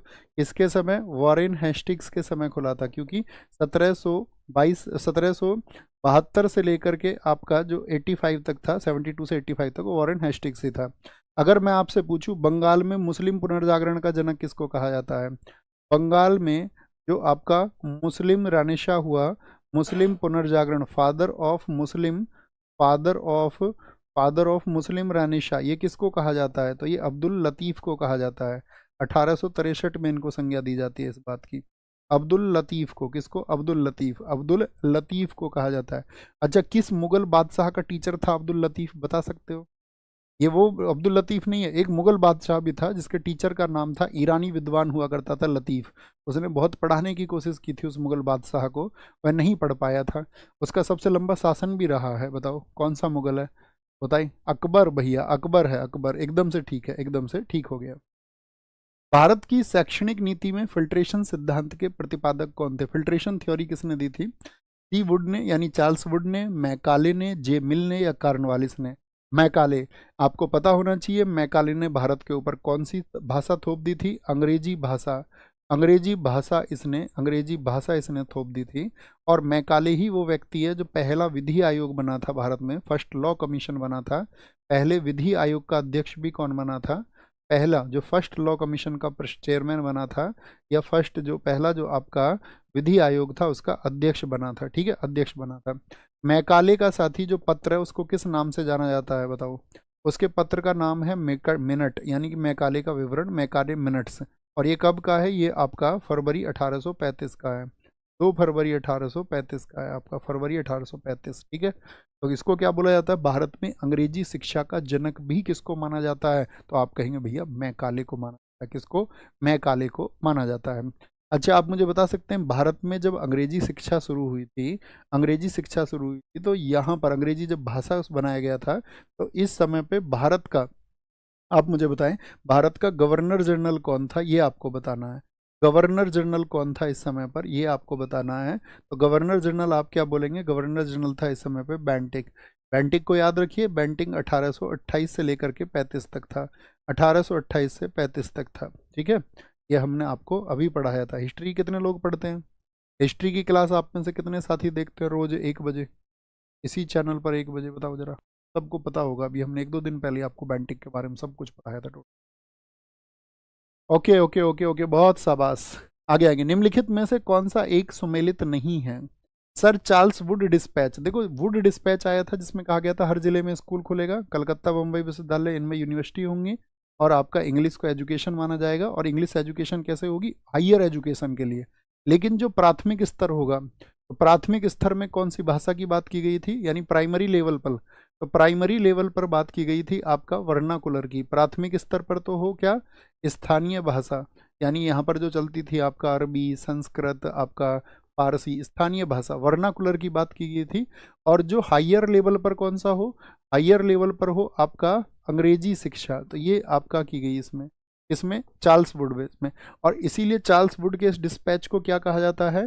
भारत में अंग्रेजी शिक्षा का मैग्ना कार्टा कहा जाता है। क्या कहते हैं? अंग्रेजी शिक्षा का मैग्ना कार्टा किसको कहा जाता है? अंग्रेजी शिक्षा का मैग्ना कार्टा किसको कहा जाता है? इसी को कहा जाता है। तो क्या 1854 में आया? हाँ जी। सैडलर विश्वविद्यालय आयोग क्या 1920 का है? नहीं भैया, 1917 का है। राधाकृष्णन आयोग शिक्षा के लिए आज़ादी के 1 वर्ष बाद बना। और हंटर कमीशन बना आपका 1882 में। किसके टाइम पर बना था ये? रिपन के टाइम पर बना। किसके टाइम पर? रिपन के टाइम पर बना। बहुत बढ़िया। ऐसे ही साथ ही शिक्षा आयोगों की बात आए तो एक पूछा जाएगा आपसे, मुदलियार शिक्षा आयोग। मुदलियार जो आपका एजुकेशन कमीशन था, उसको कब इस्टेब्लिश किया गया था? तो मुदलियार शिक्षा आयोग का जो गठन हुआ है दोस्त, वो याद रख लेना, वो 1948 में हुआ है। डीएस कोठारी आयोग का गठन कब हुआ? तो डीएस कोठारी आयोग का गठन हुआ था 1964 में। और न्यू एजुकेशन पॉलिसी कब आई? नई शिक्षा नीति, एनईपी बोलते हैं, न्यू एजुकेशन पॉलिसी कब आई थी हमारे देश में? तो क्या बोलेंगे? 2021 में आई। क्या बोलोगे? 2021 में आई। बहुत इंपॉर्टेंट है 2021 में। कालिंदी नदी का दूसरा नाम है। कालिंदी किसका नाम है दूसरा? गंगा का, भागीरथी का, आपका हो गया यमुना का नाम है, यमुना। और सबसे बड़ी ट्रिब्यूटरी कौन सी है हमारे देश में? सबसे बड़ी सहायक नदी देश की कौन सी है? तो सबसे बड़ी ट्रिब्यूटरी, सबसे बड़ी यानी कि आपका कह सकते हैं इसको लॉन्गेस्ट ट्रिब्यूटरी या सबसे बड़ी सहायक नदी यही है। कितनी लेंथ है भैया यमुना नदी की, और किसकी सहायक है ये भी बताएं। इसकी लेंथ है 1376 किलोमीटर। और किसकी सहायक नदी है ये? याद रख लेना, ये गंगा की ट्रिब्यूटरी है, अर्थात ये गंगा की सहायक नदी है। गंगा की सहायक नदी है, ठीक है। और अगर हम आपसे बात करें यहाँ पर यमुना की जो सहायक नदियाँ हैं वो कौन कौन सी हैं, यमुना की ट्रिब्यूटरीज कौन सी हैं? तो यमुना की सहायक नदियाँ, इसमें पश्चिम से पूर्व का क्रम भी कई बार पूछ लेता है। तो जैसे चंबल है आपका, चंबल है, सिंध है आपका, सिंध है, पश्चिम से पूर्व की तरफ ही है, सिंध है। फिर आपका बेतवा है, बेतवा है, और उसके बाद में केन है। ये सब कैसे हैं? वेस्ट टू ईस्ट है। जैसे बाकी टोन्स भी है इसकी आप ट्रिब्यूटरी, एक टोन्स है आपका, गिरी है, गिरी किसकी सहायक नदी है? इसी की है। हिंडन किसकी सहायक नदी है? इसी की सहायक नदी है, ठीक है। अब मुझे आप बताओ, इसका जो ओरिजिन होता है वो कहाँ से होता है यमुना नदी का? यमुना नदी का जो उद्गम है साथी, उद्गम होता है वो होता है आपका यमुनोत्री से। और यमुनोत्री कहाँ पर है? आपका उत्तराखंड में है। जैसे गंगा जी गंगोत्री, वो भी उत्तराखंड में। और इस पे चोटी कौन सी है? वो है बंदरपूंछ चोटी। क्या? बंदरपूंछ पीक से, बंदरपूंछ चोटी से इसका क्या होता है? उद्गम होता है, उद्गम होता है। अमरावती, भवानी, हेमावती और काबिनी सहायक नदियां हैं। किसकी ट्रिब्यूटरीज हैं? किसकी सहायक नदियां हैं बताइए? ये किसकी सहायक नदियां हैं? बहुत बढ़िया जी, प्रियंका ठाकुर जी, एकदम ठीक आंसर है। तो अमरावती, भवानी और हेमावती, जिन्होंने आपका वती वती वती वती आए। तो कावेरी भैया, बहुत बढ़िया, बहुत शाबाश। प्रैक्टिस जबरदस्त चल रही है ना? एक बार बताओ, क्वेश्चन कर पाते हैं?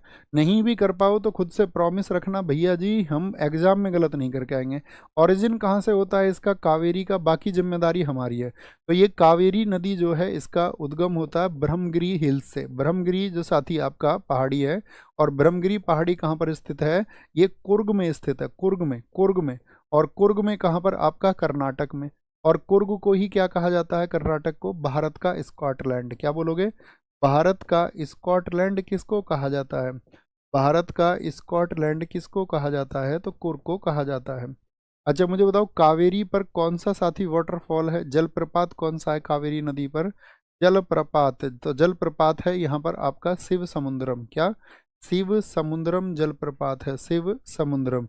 यहीं पर श्रीरंगपट्टनम द्वीप है। क्या बोलोगे?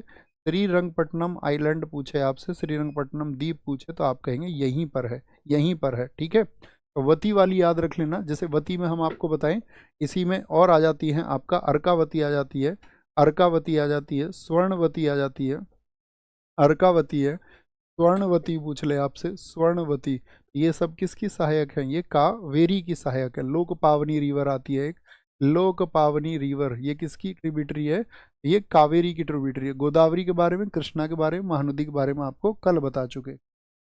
भारत की निम्नलिखित नदियों में से किसको जैविक मरुस्थल बोलते हैं? बायोलॉजिकल डेजर्ट कहा जाता है, बायोलॉजिकल डेजर्ट। उसमें जीवन की वजह से किसको? दामोदर को कहा जाता है। दामोदर किसका शोक है? आपका बंगाल का शोक है। किसका? बंगाल का शोक है। किसका शोक है? सोरो ऑफ बंगाल भी इसको कहा जाता है।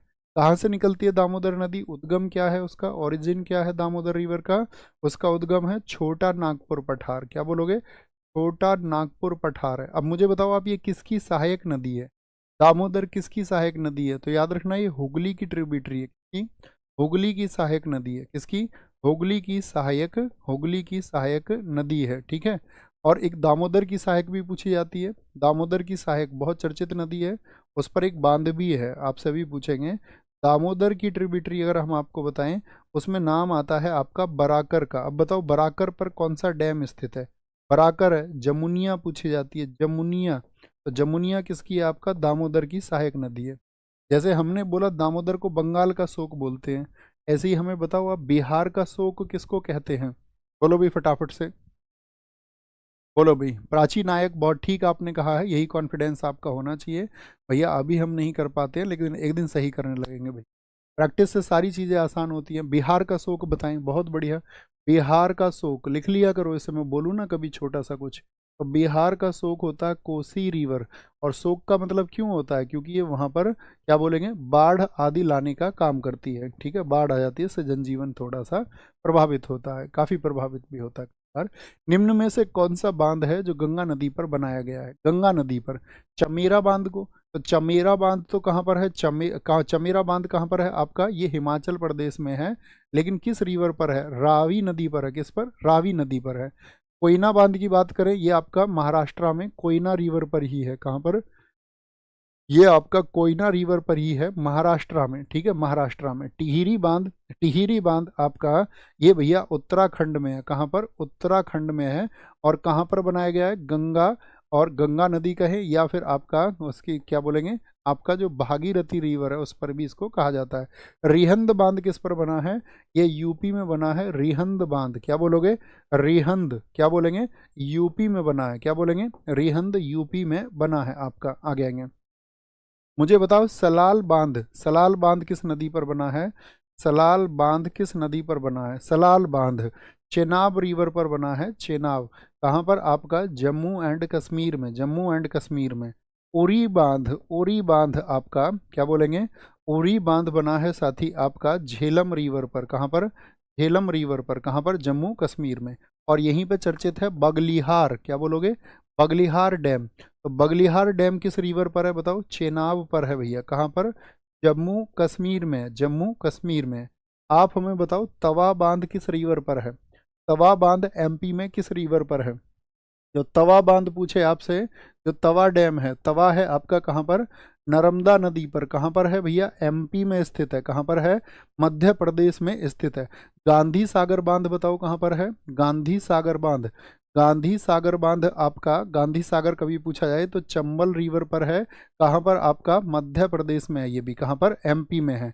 आप बताओ हमें मलम पूजा बांध कहाँ पर है? मलम पूजा डैम कहाँ पर है? तो मलम पूजा डैम है आपका मलम पूजा नदी पर ही। कहाँ पर?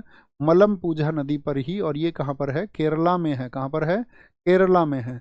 पेरियार बांध आपसे कभी पूछे, पेरियार डैम कहाँ पर है? तो पेरियार डैम आपका इडुक्की नदी पर है। सॉरी, इडुक्की बांध पूछे आपसे, इडुक्की बांध पूछे, वो पेरियार नदी पर है। क्या बोलोगे?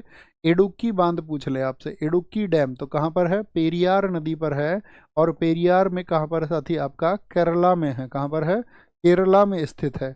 और ये इडुक्की जो है ना, ये साथी याद रख लेना, ये आपका एशिया का पहला आर्क बांध है। एशिया का पहला पहला आर्क बांध ये आपका। आर्क डैम कभी भी पूछे आपसे, जो आर्क डैम है पहला, एशिया का पहला यही है, या बोले भारत का पहला है, या विश्व का तीसरा भी इसको कहा जाता है। विश्व का तीसरा भी इसको कहा जाता है। निम्नलिखित में से कौन सा एक अप्रत्यक्ष कर है? यानी कि कौन सा इनडायरेक्ट टैक्स है? संपत्ति कर है, ये तो डायरेक्ट टैक्स है वेल्थ पर। जीएसटी होता है भैया आपका इनडायरेक्ट टैक्स। क्या? जीएसटी। जीएसटी कितने प्रकार का होता है बताओ? जीएसटी भैया 4 प्रकार का होता है। और 4 प्रकार कौन से होते हैं? सेंट्रल जीएसटी होता है, यानी जीएसटी का फुल फॉर्म बोलो पहले तो। जीएसटी का फुल फॉर्म बोलो, गुड्स एंड सर्विस टैक्स, यानी वस्तु एवं सेवा कर, यानी केंद्रीय वस्तु एवं सेवा कर, सेंट्रल हो गया। एक आपका एसजीएसटी होता है। एसजीएसटी में एस क्या होता है? स्टेट के लिए होता है, आपका स्टेट के लिए होता है। एक होता है आईजीएसटी, यानी कि इंटीग्रेटेड होता है। इंटीग्रेटेड बोले तो एकीकृत होता है। क्या? एकीकृत केंद्रीय वस्तु कर होता है। एक यूटी का जीएसटी होता है, यूनियन टेरिटरी जीएसटी होता है। इसमें दर बताओ कौन कौन सी होती हैं। तो दर इसमें एक तो 0% होती है, एक 5% होती है, एक 12% होती है, एक आपका 18%, एक आपका 28% होती है। पूछ लेगा कौन सी जीएसटी की दर नहीं है, लेकिन जब हम गिनती करेंगे तो किसको काउंट नहीं करेंगे, जीरो को काउंट नहीं करेंगे। किसको? तब हम 0% को काउंट नहीं करेंगे, क्योंकि वह 0% कोई आपका बच गया उसमें। सोने पर कितना जीएसटी लगता है बताओ।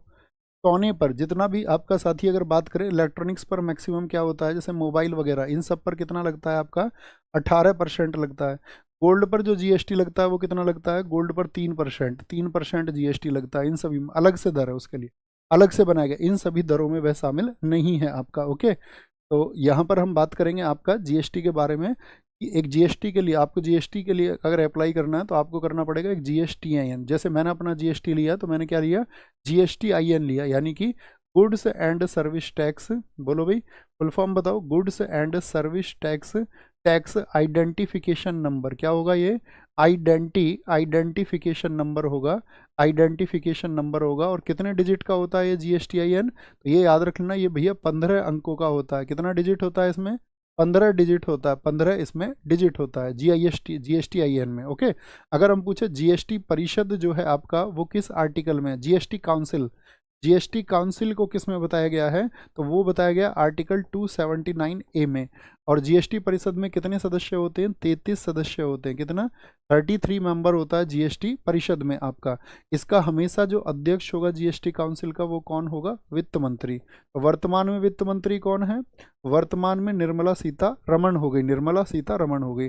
अगर पूछे जीएसटी परिषद के पहले अध्यक्ष कौन रहे थे, तो जीएसटी कब आया था, 2017 में, तब होते थे आपका अरुण जेटली। कौन होते थे, अरुण जेटली होते थे भैया। कौन होते थे, अरुण जेटली होते थे। और अगर हम बात करें इसमें 33 सदस्य हो गए, 33 सदस्य हो गए। एक इंपॉर्टेंट बात है इसमें कि जब जीएसटी आया था, जीएसटी कब आया था आपका 2017 में, तो मुझे बताओ जीएसटी 1 जुलाई 2017 को जब आया तो देश के पीएम कौन थे, तो पीएम थे उस समय पे नरेंद्र मोदी। और देश के राष्ट्रपति कौन थे जब जीएसटी आया, तो प्रेसिडेंट कौन थे 2017 में, तो प्रेसिडेंट थे भैया आपका प्रणब मुखर्जी। क्या बोलोगे, प्रणब मुखर्जी थे, प्रणब मुखर्जी। और आरबीआई के गवर्नर कौन थे उस समय पर, आरबीआई के गवर्नर कौन थे बताओ, आरबीआई के गवर्नर कौन थे, तो आरबीआई के गवर्नर थे आपका उर्जित पटेल। क्या बोलोगे, उर्जित पटेल थे भैया। कौन थे, उर्जित पटेल थे। ठीक है, कौन थे, उर्जित पटेल थे। ओके, उर्जित पटेल। नेक्स्ट है, जीएसटी के संबंध में कौन सा कथन सही नहीं है। केंद्रीय उत्पाद एवं सीमा शुल्क बोर्ड द्वारा 1 जुलाई को जीएसटी दिवस मनाया जाता। क्यों, क्योंकि 1 जुलाई 2017 को ही भारत में क्या हुआ, जीएसटी लागू हुआ था। एकदम से सही है।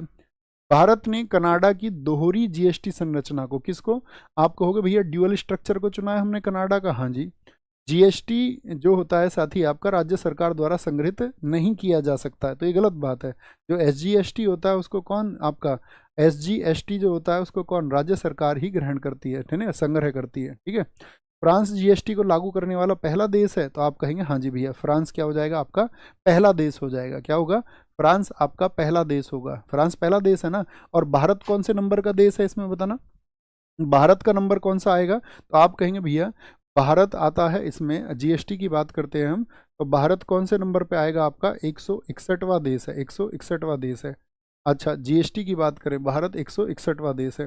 और पहला राज्य कौन सा है भारत का, पहला राज्य कौन सा है आपका, तो पहला राज्य अगर आपसे पूछे तो असम है, फिर आता है आपका बिहार वगैरह का नंबर। ओके, अगर आपसे पूछे पहला राज्य, क्योंकि फिर इसको स्टेट्स को भी अपने यहाँ पर इम्प्लीमेंट कराना पड़ा था, अपने यहाँ पर बिल ला करके, पहला राज्य जिसने एसजीएसटी को पारित किया, एसजीएसटी को पारित किया, तो वो है तेलंगाना। और दूसरा इसमें भी बिहार आता है आपका, क्या बोलोगे, तेलंगाना आ जाएगा आपका, तेलंगाना।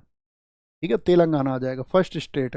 जीएसटी का नारा क्या है बताओ, जीएसटी में क्या स्लोगन है, 1 नेशन 1 टैक्स। क्या है, 1 नेशन 1 टैक्स, यही क्या है इसका स्लोगन है। ठीक है, और मुझे बताओ जीएसटी में आपका एक तो ये हो गया, एक आपका राज्य हो गया। अच्छा हाँ, कौन सा संविधान संशोधन हुआ था इसके लिए बताओ, कौन सा कॉन्स्टिट्यूशनल अमेंडमेंट हुआ था, संविधान संशोधन कौन सा हुआ था, तो संविधान संशोधन इसमें हुआ था 101वां संविधान संशोधन, जो कि आपका 2016 का था, या 122वां विधेयक कह दीजिए, 122वां ये बिल था आपका। ठीक है, बिल था, बिल तो सब बन जाते हैं।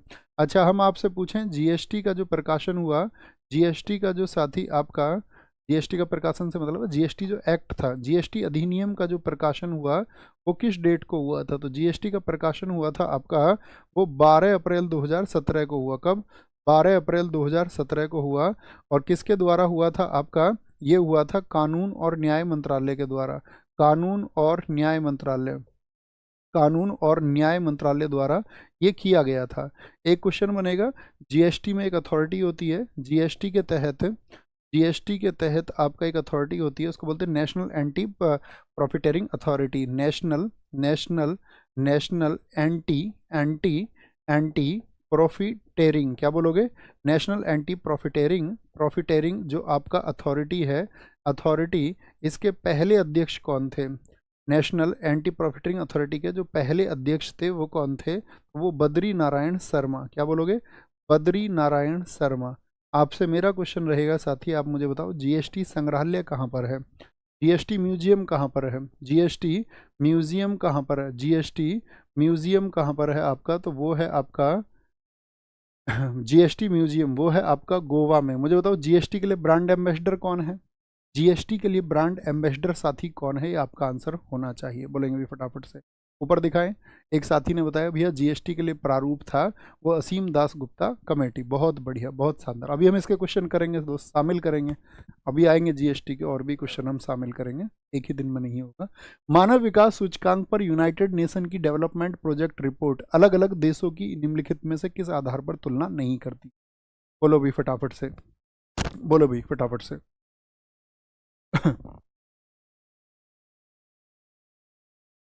भैया अमिताभ बच्चन है उसके, अमिताभ बच्चन है। बहुत शाबाश, आगे आएंगे।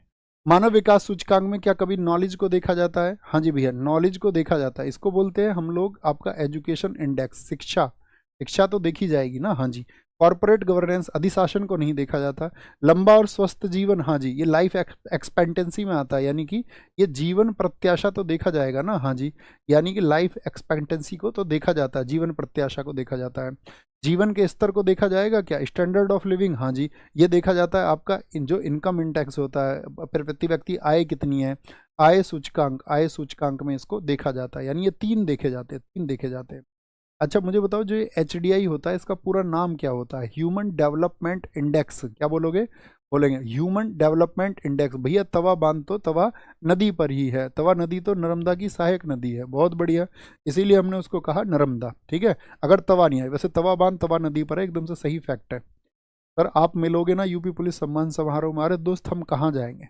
अच्छा बताओ कितने लोग ऐसे ऐसे हैं जो सम्मान समारोह में आ रहे हैं आपका 25 तारीख को? 25 तारीख को सम्मान समारोह में कितने साथी ऐसे हैं, आप में से थम्स अप करके बताना, जिनका यूपी पुलिस में सिलेक्शन हो चुका है, अब आगामी परीक्षाओं की तैयारी कर रहे हैं और अगली परीक्षाओं को देने के लिए चल रहे हैं। तो 25 मई को होगा, नॉलेज पार्क में ही होगा, ठीक है।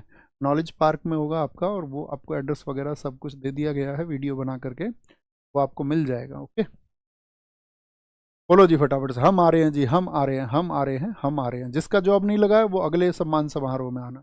आप चाहे MP पुलिस में सेलेक्ट हुए हों या रेडियो ऑपरेटर में सेलेक्ट हुए, साथ ही आप आ सकते हैं सम्मान समारोह, या वो कोई सम्मान समारोह जो हमने नहीं कराया है और आपका सिलेक्शन हुआ था किसी एग्जाम में, सभी एग्जाम्स के लिए नहीं हो पाता है, तो आप आ जाना। ओके, जो नहीं आ रहे हैं इस बार, जिनका सिलेक्शन नहीं हुआ, खुद से प्रॉमिस करना भैया, लिखना प्रॉमिस, अगले वाले में जरूर आए, अगले वाले में जरूर आएंगे, ठीक है। तो ये देखा जाता है। तो HDI बोला मैंने, ह्यूमन डेवलपमेंट इंडेक्स। HDI का जो मापन होता है वो कौन करता है? HDI का मापन करता है आपका UNDP। UNDP का फुल फॉर्म मैंने आपको बताया था, बोलो जरा। यूनाइटेड नेशन डेवलपमेंट प्रोग्राम, संयुक्त राष्ट्र विकास कार्यक्रम। कहाँ है इसका हेडक्वार्टर? कहाँ है इसका? न्यूयॉर्क में, हमने आपको बताया था। कब स्थापित हुआ था बताओ UNDP? तो ये 1965 में स्थापित हुआ था। क्या बोलोगे? 1965 में। अच्छा, इसने HDI का जो मापन किया, यानी कि जो आपका मानव विकास सूचकांक, HDI बोलते हैं ह्यूमन डेवलपमेंट इंडेक्स। क्या बोलते हैं इसको? Human development index. Human development index का जो मापन इसने किया, पहली बार कब किया था? मानव विकास सूचकांक को UNDP संयुक्त राष्ट्र विकास कार्यक्रम द्वारा पहली बार कब मापा गया? मानव विकास सूचकांक को पहली बार कब मापा गया बताओ जरा। मानव विकास सूचकांक को पहली बार भैया, पहली बार 1990 में मापा गया। क्या बोलोगे? पहली बार। कौन से भारतीय अर्थशास्त्री थे इसमें शामिल? तो इसमें दो लोग हैं, एक तो महबूब, बोलते समय मेरे पेट में दर्द हो रहा है पता नहीं क्यों, महबूब इत्तेसादी पाकिस्तान कहते थे महबूबुल हक, महबूबुल हक। और आपका दूसरे थे दोस्त, आपका दूसरे थे आपका भारतीय अर्थशास्त्री जिनका नाम है अमर्त्य सेन। क्या है? अमर्त्य, अमर्त्य सेन, अमर्त्य सेन। याद है इनका नाम? अमर्त्य सेन का आपको पता होना चाहिए। अमर्त्य सेन जी के बारे में आपको पता होना चाहिए। इन दोनों ने मिलकर के, अमर्त्य सेन को हम क्यों याद करते हैं? अमर्त्य सेन, अमर्त्य सेन दोस्त, इनको नोबेल प्राइज कब मिला था? और इकोनॉमिक्स में पहला है इनका, बताओ किस ईयर में? तो नोबेल प्राइज इनको मिला था 1998 में, 1998 में। और इनकी जो बुक्स हैं, अमर्त्य सेन की जो बुक्स हैं, या पूछे इनको किन क्षेत्र में आपका नोबेल प्राइज मिला, तो इनको मिला वेलफेयर इकोनॉमिक्स में। इसके लिए, किसके लिए? वेलफेयर इकोनॉमिक्स के लिए, यानी कि कल्याणकारी अर्थशास्त्र के लिए दिया गया था इनको। किसके लिए? कल्याणकारी अर्थशास्त्र के लिए दिया गया था। बुक्स इनकी बहुत चर्चित है। द आइडिया ऑफ जस्टिस, क्या बोलोगे? The idea of justice, the idea of justice, idea of justice. और दूसरी बुक है इनकी गरीबी और अकाल। कौन सी? गरीबी और अकाल, बहुत चर्चित किताब है गरीबी और अकाल। और डेवलपमेंट एज फ्रीडम, तीन किताबें इनकी, तीनों की तीनों चर्चित। Development, development sorry, development as freedom, development as freedom ये किसकी है? ये भी इन्हीं की है, development as. Okay, Amartya Sen की बुक है। नेक्स्ट, स्टार्टअप इंडिया भारत सरकार की एक मुख्य पहल है। इसको किस वर्ष में शुरू किया गया था? किस वर्ष में शुरू किया गया था? बोलेंगे अभी फटाफट से, किस वर्ष में शुरू किया गया था? तो आपका स्टार्टअप इंडिया को 2015, 2016, 2017, 2014, भैया जी 2016 में शुरू किया गया था। 2016 में, 16 जनवरी को। कब? 16 जनवरी, 16 जनवरी 2016 को इसको शुरू किया गया था। ठीक है, घोषणा इसकी 15 अगस्त 2015 को ही हो गई थी। अच्छा, यहाँ पर हम पूछें आपसे, मेक इन इंडिया को कब शुरू किया गया था? मेक इन इंडिया को बताओ भाई, मेक इन इंडिया को कब शुरू किया गया था? तो 25 सितंबर को किया गया था, 25 सितंबर 2014 को। मेक इन इंडिया का जो लोगो है वो बताओ किस जानवर का है? इसका जो लोगो है, उसके लोगो में क्या है? इसके लोगो में शेर है। क्या है? लॉयन है, शेर है। वन स्टॉप सेंटर योजना कब चली? वन स्टॉप सेंटर योजना, फ्लैगशिप कार्यक्रम आपको पता होने चाहिए दोस्त, रेलवे के लिए स्पेशल। वन स्टॉप सेंटर योजना ये कब चली थी? 1 अप्रैल 2015। मैंने आपको टॉपिक्स बताए थे रेलवे के, थम्स अप करके बताएं, क्लियर है? अभी भी जैसे एनटीपीसी की डेट आ चुकी है, मैं आपको अभी भी साथ ही गाइड करता हूँ कि एनटीपीसी का जीएस का सिलेबस एक बार देखें, उसमें टॉपिक्स लिखे हुए हैं। आरडब्ल्यूए ने उन सभी क्लासेस को करा दिया है। या कोई आपका पार्टिकुलर कोई क्लास या टॉपिक बचा हुआ है तो आप उसको यूट्यूब से भी कर सकते हैं। ठीक है, क्योंकि उसमें जो इंपॉर्टेंट टॉपिक्स है उसमें मैंने आपको बताया था, एक तो आपका जो फ्लैगशिप कार्यक्रम है, और आपका फ्लैगशिप के अलावा और कौन कौन सा है आपका, डिफेंस एंड टेक है, स्पेस प्रोग्राम है इंडिया का जो भी है, आर्ट एंड कल्चर है, आर्ट एंड कल्चर है आपका, और ये मतलब इंपॉर्टेंट है उसमें। और कंप्यूटर अनुप्रयोग बेसिक जो है, ये 4-5 चैप्टर ऐसे हैं जिनको हम अपनी मूल तैयारी में छोड़ देते हैं, तो वो आपको कर लेना है। ओके भैया, HDI इंडेक्स रैंक 130, 130 बहुत बढ़िया। वन स्टॉप सेंटर योजना 1 अप्रैल 2015। यहाँ पे बोले PM कौशल विकास योजना कब शुरू हुई थी? PM कौशल विकास, स्किल डेवलपमेंट, PM कौशल विकास योजना, PM स्किल डेवलपमेंट प्रोग्राम जो चला, PM कौशल विकास योजना, ये शुरू हुई थी 16 जुलाई 2015 को। कब? 16 जुलाई 2015 को। अटल नवाचार मिशन कब चला था इसी के स्किल डेवलपमेंट के लिए? अटल नवाचार मिशन वो 2016 का, इन दोनों के बाद में चला। अटल नवाचार मिशन कब चला था? 2016 में चला है, 2016 में चला, 2016 में चला अटल नवाचार मिशन। किसी वस्तु के संवेग परिवर्तन की दर बल की दिशा में आरोपित असंतुलित बल के समानुपाती होती है। इस नियम को क्या कहते हैं? तो संवेग परिवर्तन के लिए जो नियम है उस नियम को क्या कहते हैं? हम न्यूटन की गति का दूसरा नियम कहते हैं। इसमें क्या आता है? F समानुपाती m में आता है। मैं बहता हुआ कहता हूँ फोर्स सबसे ज़्यादा किस में है, बल किस में सबसे ज़्यादा? मास में। ऐसे रखिए, मास इंटू एक्सेलरेशन।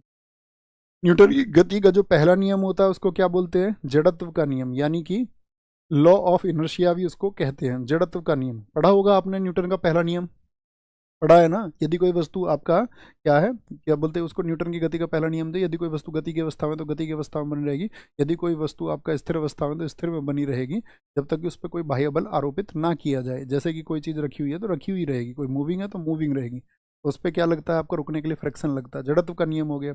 अच्छा, तीसरा नियम जो होता है उसको क्या बोलते हैं? इसको बोलते हैं क्रिया प्रतिक्रिया का नियम।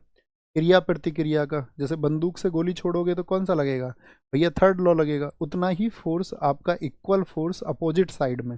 जैसे कि आप मान के चलो, ये पूछा जाता है आपसे, आप नाव में हैं और नाव से आप इधर की साइड कूद गए, आप कूद गए इधर की साइड, है ना, इधर कूद गए आप इधर से, तो ये नाव कहाँ चली जाएगी, आप इस साइड कूदे हैं तो नाव पीछे की ओर चली जाएगी भैया, कहाँ चली जाएगी, पीछे की ओर चली जाएगी।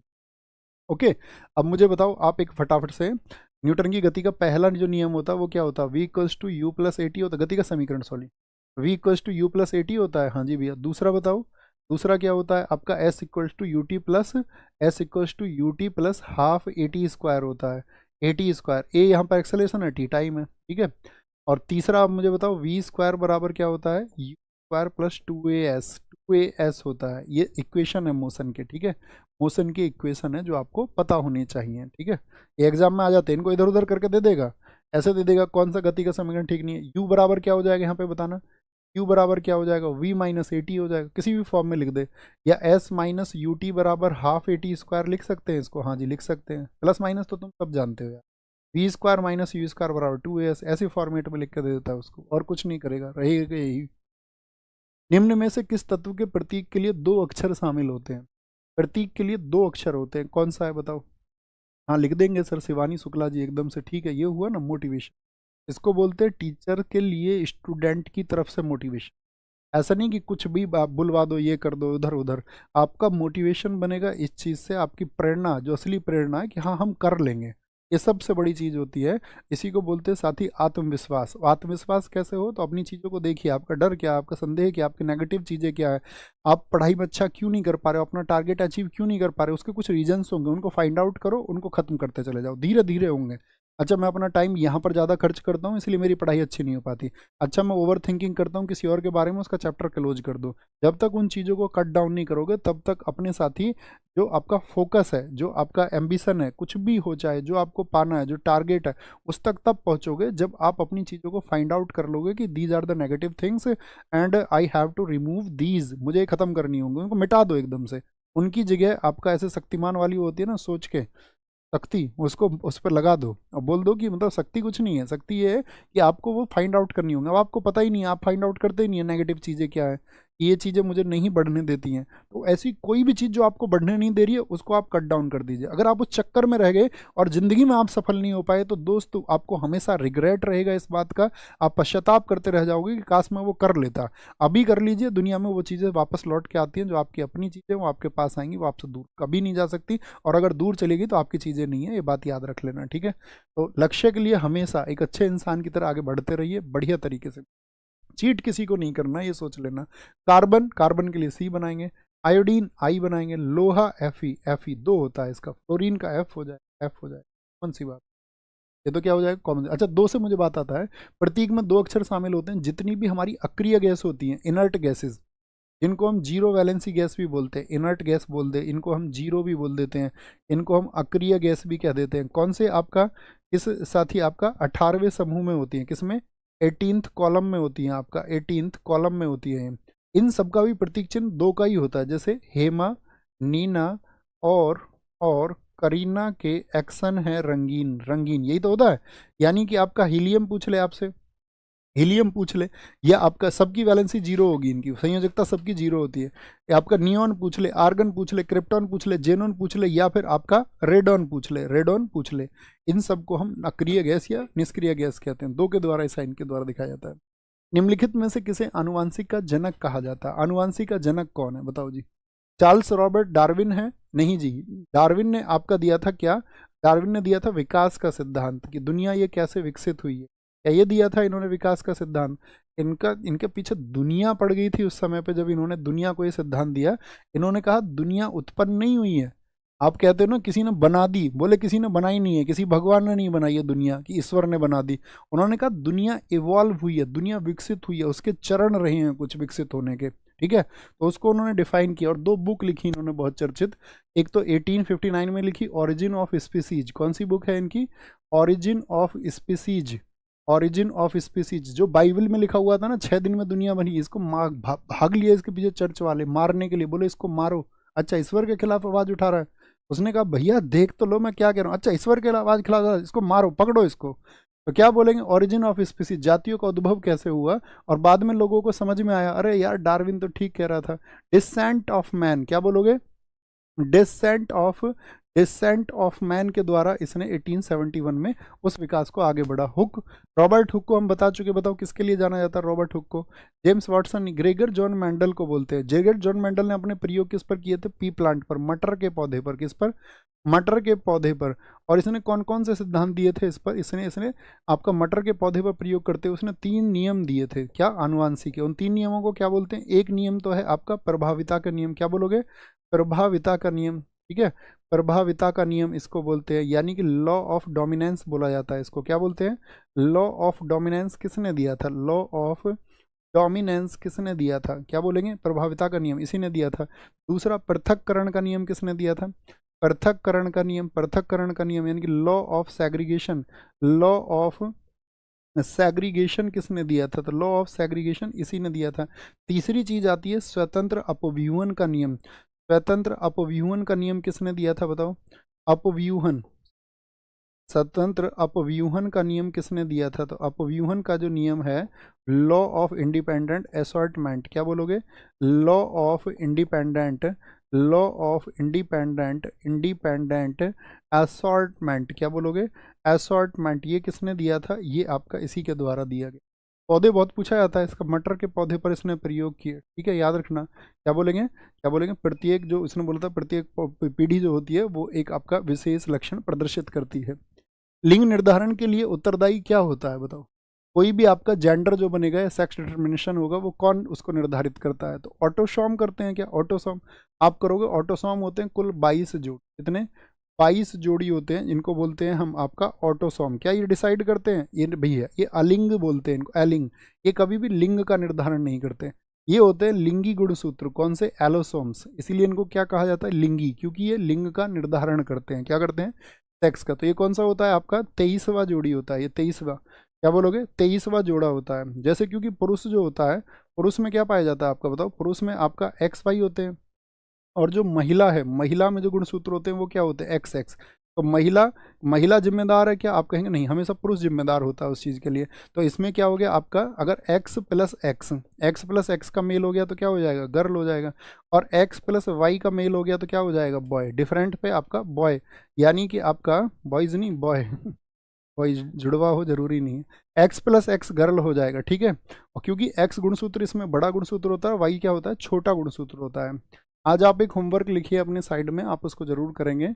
सभी जीवों में, कितने जीवों में कौन कौन से गुणसूत्र पाए जाते हैं, ये आपको लिखने हैं, ठीक है। महत्वपूर्ण देख करके जो गुणसूत्र है। थम्स अप करें जी भैया, जरूर करेंगे, जरूर कर लेंगे। कुछ भी होमवर्क देता हूँ आपको, टारगेट दूँ तो याद रखें उसको करना है, उसको करना है, okay. Environment ship index platform पर सूचीबद्ध होने वाला भारत का पहला बंदरगाह कौन सा हो गया है? Environment ship index. Environment ship index का मतलब है साथी पर्यावरण जहाज सूचकांक। क्या है ये? पर्यावरण, हिंदी में बोले तो पर्यावरण जहाज सूचकांक। और पर्यावरण जहाज सूचकांक पर कौन सा हो गया? पर्यावरण यानी कि जहाज सूचकांक, पर्यावरण को ध्यान में रखते हुए, यानी कि जितने भी जहाज हैं वो कितना नाइट्रोजन ऑक्साइड आपका उत्सर्जित कर रहे हैं, इसका ध्यान रखा जाएगा। नाइट्रोजन ऑक्साइड हो गया मतलब वायुमंडल को कितना नुकसान पहुंच रहे हैं। सल्फर ऑक्साइड कितना छोड़ रहे हैं, आपका सल्फर डाइऑक्साइड वगैरह, इन सब का ध्यान देखा जाएगा कि भाई कितना उत्सर्जन वो कर रहे हैं। और ये आज शुरू नहीं हुआ है, ये एनवायरमेंट शिप इंडेक्स शुरू हुआ था 2011 से शुरू, 2011 से शुरू। ये ट्रांसपोर्टेशन का अच्छा क्वेश्चन है, परिवहन का। इसमें शामिल हो गया है आपका, क्या बोलेंगे, उसमें भारत का पहला बंदरगाह हो गया है मार्मागुआ बंदरगाह। मार्मागुआ बंदरगाह कहाँ पर है भैया? गोवा में है। कहाँ पर है? गोवा में। क्या किसके द्वारा? गोवा में। तो इसमें इंटरनेशनल यानी कि पूरे अंतर्राष्ट्रीय रूप से सारी दुनिया के बंदरगाहों को देखा जाता है। फरवरी 2025 में भारत सरकार ने कितने आर्द्रभूमि स्थलों को रामसर आर्द्रभूमि स्थलों की सूची में शामिल किया है? कभी? फरवरी 2025 में। आर्द्रभूमि, आर्द्रभूमि का मतलब क्या होता है? वेटलैंड, गीली भूमि, यानी कि झील के आसपास की जो भूमि है उसको उस जीवों के लिए संरक्षित किया जाए, तो इसको बोला जाता है आपका रामसर स्थल। तो अभी शामिल हुए हैं आपका 4। पहले कितने होते थे? 85। और 85 में अब 4 जुड़ गए तो अभी कितने हो गए हैं? अब 89 हो जाएंगे। तो कितने रामसर साइट हो गए हैं? बोलो फटाफट से भैया। 89 हो गई हैं। तो ये 4 जो जुड़ी हैं, इसमें नए कितने हैं? इसमें सक्काकारा कोट्टई जुड़ा है। सक्काकारा, क्या बोलेंगे उसको? सक्काकारा कोट्टई। सक्काकारा कोट्टई कहाँ का है? सक्काकारा कोट्टई, सक्काकारा कोट्टई। नई वाले को बहुत पूछता है, याद रखना। एक थेर थंगल, थेर थंगल। तो क्योंकि ये दोनों कहाँ के हैं? ये तमिलनाडु के हैं, तो तमिलनाडु के हैं तो ये पूछे जाएंगे। तमिलनाडु के। और इसमें कौन कौन सा जुड़ा आपका, एक आपका सिक्किम का जुड़ा, उसका नाम है खेचरो ओपलरी। क्या बोलोगे, खेचरो, खेचरो, खेचरो नहीं, खेचो, खेचो ओ, खेचो ओ पलरी। ये कहाँ का है, ये सिक्किम का है। कहाँ का है, ये सिक्किम का है, खेचो ओ पलरी। और साथ ही एक झारखंड का इसमें जुड़ा आपका उधवा झील। कौन सा, उधवा झील कहाँ का है, झारखंड का है। तो ये चार जुड़ गए हैं। तो अब पूछ लेगा उधवा झील कहाँ पर स्थित है, आप देखोगे अरे हम तो पढ़ा ही नहीं है। तो क्योंकि करंट अफेयर्स में नया जुड़ा, तो खेचो पलरी आपका थेरथंगल और सकाकारा कोटे कहाँ का, तमिलनाडु का। अच्छा, किस राज्य में सबसे ज़्यादा रामसर साइट है, तो राज्य अभी बन गया है आपका तमिलनाडु। तमिलनाडु में कितनी साइट है आपका, 20 साइट है। फिर आपका यूपी में कितनी साइट है, यूपी में आपका 10 साइट है, यूपी में 10 साइट है। अब मुझे बताओ जो रामसर समझौता हुआ था वो कब हुआ था, रामसर सम्मेलन। जो रामसर सम्मेलन हुआ था कि दुनिया में हमको जितने भी आर्द्रभूमि स्थल है उनको संरक्षित करना है, तो ये हुआ था 2 फरवरी 1971 को। 2 फरवरी 1971 को। रामसर कहाँ पर पड़ता है दोस्त बताओ, 2 फरवरी 1971 को रामसर पड़ता है आपका कहाँ पर, ईरान में, ईरान में। और रामसर संधि कब इन लोगों ने बनाई थी, 1975 में। रामसर ट्रीटी कब साइन, रामसर ट्रीटी कब डिजाइन की गई थी, रामसर संधि है 1975 की। भारत ने कब साइन किए थे उस पर, उससे पहले दुनिया में चिन्हित करने लग गए थे। भारत ने साइन किए, उसमें साइन किए 1982 में, लेकिन उससे पहले भी भारत के जो है स्थल चुने जा चुके थे, क्योंकि उनको तो पूरी दुनिया को बचाना था। क्या बोलेंगे यहाँ पर, आपका पहला जो रामसर साइट है इंडिया का, पहली रामसर साइट कौन सी है, तो जो 1 वर्ष पहले ही चुनी गई थी, फिर भारत भी शामिल हुआ। पहली रामसर साइट है आपका चिल्का झील। और चिल्का झील आपको पता होना चाहिए, चिल्का लेक खारे पानी की सबसे बड़ी झील है, जो कि किस राज्य में है चिल्का झील बताइए, उड़ीसा में है। कहाँ पर है, उड़ीसा में, उड़ीसा में। मुझे बताओ सबसे बड़ी जो साथी आपका रामसर साइट है भारत की, वो कौन सी है, सबसे बड़ी, सबसे बड़ी जो रामसर साइट है, सबसे बड़ी रामसर साइट बोल दे या सबसे बड़ा रामसर स्थल बोल दे, तो वो है आपका सुंदरबन। क्या बोलोगे, सुंदरबन है वेस्ट बंगाल का। कहाँ का, वेस्ट बंगाल का, सबसे बड़ी। अब हम पूछे आपसे सबसे छोटी रामसर साइट कौन सी है, सबसे छोटी जो साथी रामसर साइट है, तो वो है आपका कौन सी, वो है रेणुका। और रेणुका कहाँ पर है बताओ, रेणुका, जो रेणुका आपका झील है, रेणुका झील ये है हिमाचल प्रदेश में। कहाँ पर है, हिमाचल प्रदेश में, हिमाचल प्रदेश में। क्योंकि रामसर सम्मेलन हमने 2 फरवरी 1971 में रामसर सम्मेलन को मनाया गया, इसीलिए 2 फरवरी को कौन सा दिवस मनाया जाता है, आर्द्रभूमि दिवस मनाया जाता है। आर्द्रभूमि दिवस, वेटलैंड्स डे इसी दिन मनाया जाता है, वेटलैंड डे इसी दिन मनाया जाता है। हाँ, एक क्वेश्चन और बनता है इसमें, वो क्वेश्चन है आपका, राष्ट्रीय आर्द्रभूमि संरक्षण कार्यक्रम कब से शुरू किया गया था, राष्ट्रीय आर्द्रभूमि संरक्षण कार्यक्रम कब से शुरू किया गया था। यानी कि national national wetlands protection program कब से शुरू हुआ था, तो ये 1985 से शुरू हुआ था, 1985 से शुरू, 1985 से शुरू हुआ था। और एक चीज़ आप हमको बताओ, जो रामसर साइट चुनी गई थी चिल्का झील, ये किस वर्ष में चुनी गई थी, हमने कहा था इसके 1 वर्ष पहले ही चुनी गई थी, यानी कि 1981 में चुनी गई थी, 1981 में चुनी गई थी। बहुत पूछा जाता है। अभी मैं आपसे पूछूं जरा कुछ क्वेश्चन, वर्ल्ड हेरिटेज साइट कितनी है इंडिया में, वर्ल्ड हेरिटेज साइट कितनी है, फटाफट से बताओ। विश्व विरासत स्थल कितने हैं यूनेस्को के, भैया 43 है। हम आपसे पूछे ICH कितना है देश में, इंटेंजिबल कल्चरल हेरिटेज कितना है आपका, यानी कि अमूर्त सांस्कृतिक विरासत कितनी है, तो अमूर्त सांस्कृतिक विरासत 15 है, जिसमें गरबा जो डांस है आपका गुजरात का, वो 15वीं है। अभी हमारे पेट में बहुत तेज दर्द है, बोलते बोलते दर्द है, खिंच गया सब बोलो जी, भारत के चुनाव आयुक्त के रूप में किसने कार्यभार संभाला है, भारत के चुनाव आयुक्त के रूप में किसने कार्यभार संभाला है, विवेक जोशी ने, राजीव कुमार ने, ज्ञानेश कुमार ने, या सुखविंदर सिंह संधू ने, तो भैया विवेक कुमार ने संभाला है। किसने, विवेक कुमार ने संभाला है, ये बात याद रख लेना। अच्छा, आप मुझे बता सकते हैं चुनाव आयुक्त कौन से नंबर के बने हैं, तो भैया ये 26वें बने हैं। कौन से बने हैं, 26वें। अच्छा, भारत के पहले चुनाव आयुक्त कौन थे, बोलो, पहले जो भारत के इलेक्शन कमिश्नर थे वो कौन थे, पहले चुनाव आयुक्त थे भारत के, वो उनका नाम था आपका दोस्त सुकुमार सेन। क्या नाम था, सुकुमार सेन। तो यानी कि ये कब बने होंगे, क्योंकि चुनाव आयोग ये पहले बने तो ये 1950 में बने होंगे। अच्छा, पहली महिला कौन है जो आपका इलेक्शन कमिश्नर बनी थी, तो पहली महिला, और ये है आपकी कौन, VS रमा देवी। कौन थी, VS रमा देवी है, VS रमा देवी। जो मुख्य चुनाव आयुक्त होते हैं, चीफ इलेक्शन कमिश्नर, CEC, मुख्य चुनाव आयुक्त का कार्यकाल कितना होता है बताओ, मुख्य चुनाव आयुक्त, चीफ इलेक्शन कमिश्नर जो होता है उसका जो कार्यकाल होता है टेन्योर कितना होता है 6 और 6 5 होता है, और अदर जो होते हैं उनका कितना होता है, अदर का होता है 6 और 62। तो भैया कुल कितने सदस्य होते हैं चुनाव आयोग में अगर हम अन्य की बात करें तो याद रखना, ये इसकी जो स्थापना हुई थी चुनाव आयोग की स्थापना हुई थी 25 जनवरी 1950 को। इसीलिए 25 जनवरी को हम कौन सा डे मनाते हैं, इसीलिए 25 जनवरी को हम मनाते हैं वोटर्स डे, मतदाता दिवस मनाया जाता है, वोटर्स डे मतदाता दिवस इसीलिए मनाया जाता है यहाँ पे। और 1950 में इसकी स्थापना हुई, तो 1989 तक क्या रहा, 1989 तक इसमें सिर्फ एक सदस्य नहीं, सॉरी 3 सदस्य होते थे इसमें, नहीं 1989 और हाँ 1989 तक इसमें साथी आपका 3 सदस्य होते थे, और फिर इसको सॉरी 1989 तक इसमें क्या बोलेंगे आपका 3 सदस्य होते थे, और फिर क्या किया गया इसमें 3 सदस्य होते थे, और 1990 से 93 तक इसको एक सदस्य कर दिया गया। कितना, एक सदस्य इसमें होने लगा। लेकिन याद रख लेना फिर से आपका 1 अक्टूबर 1993 से इसको कर दिया गया 3 सदस्य ही।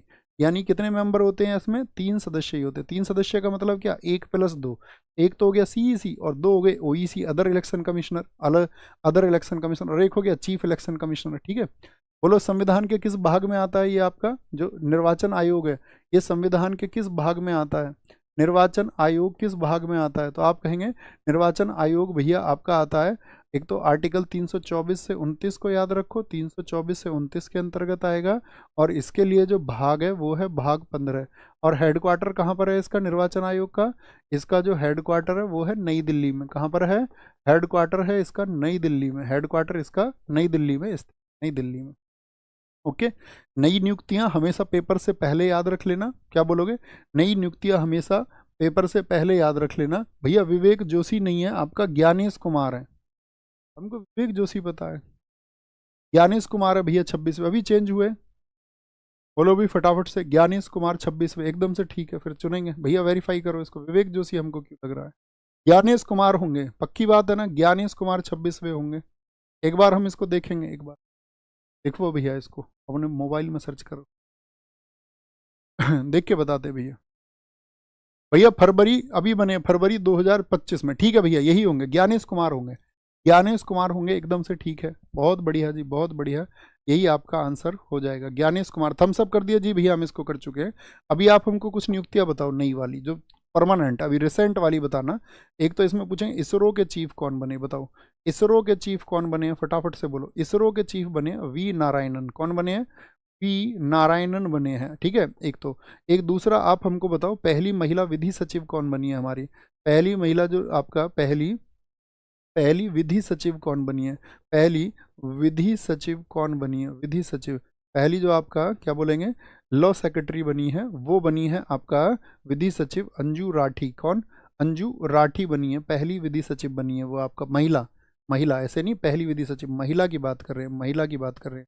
आप मुझे बताओ जो UIDAI होता है, UIDAI समझते हो ना, यूनिक आइडेंटिफिकेशन, यूनिक आईडी से मतलब होता है आइडेंटिफिकेशन, यू से unique, A authority of India, इसके जो साथी आपका प्राधिकरण के अध्यक्ष बने वो बने हैं आपका भुवनेश कुमार, कौन बने हैं, भुवनेश कुमार बने, भुवनेश कुमार।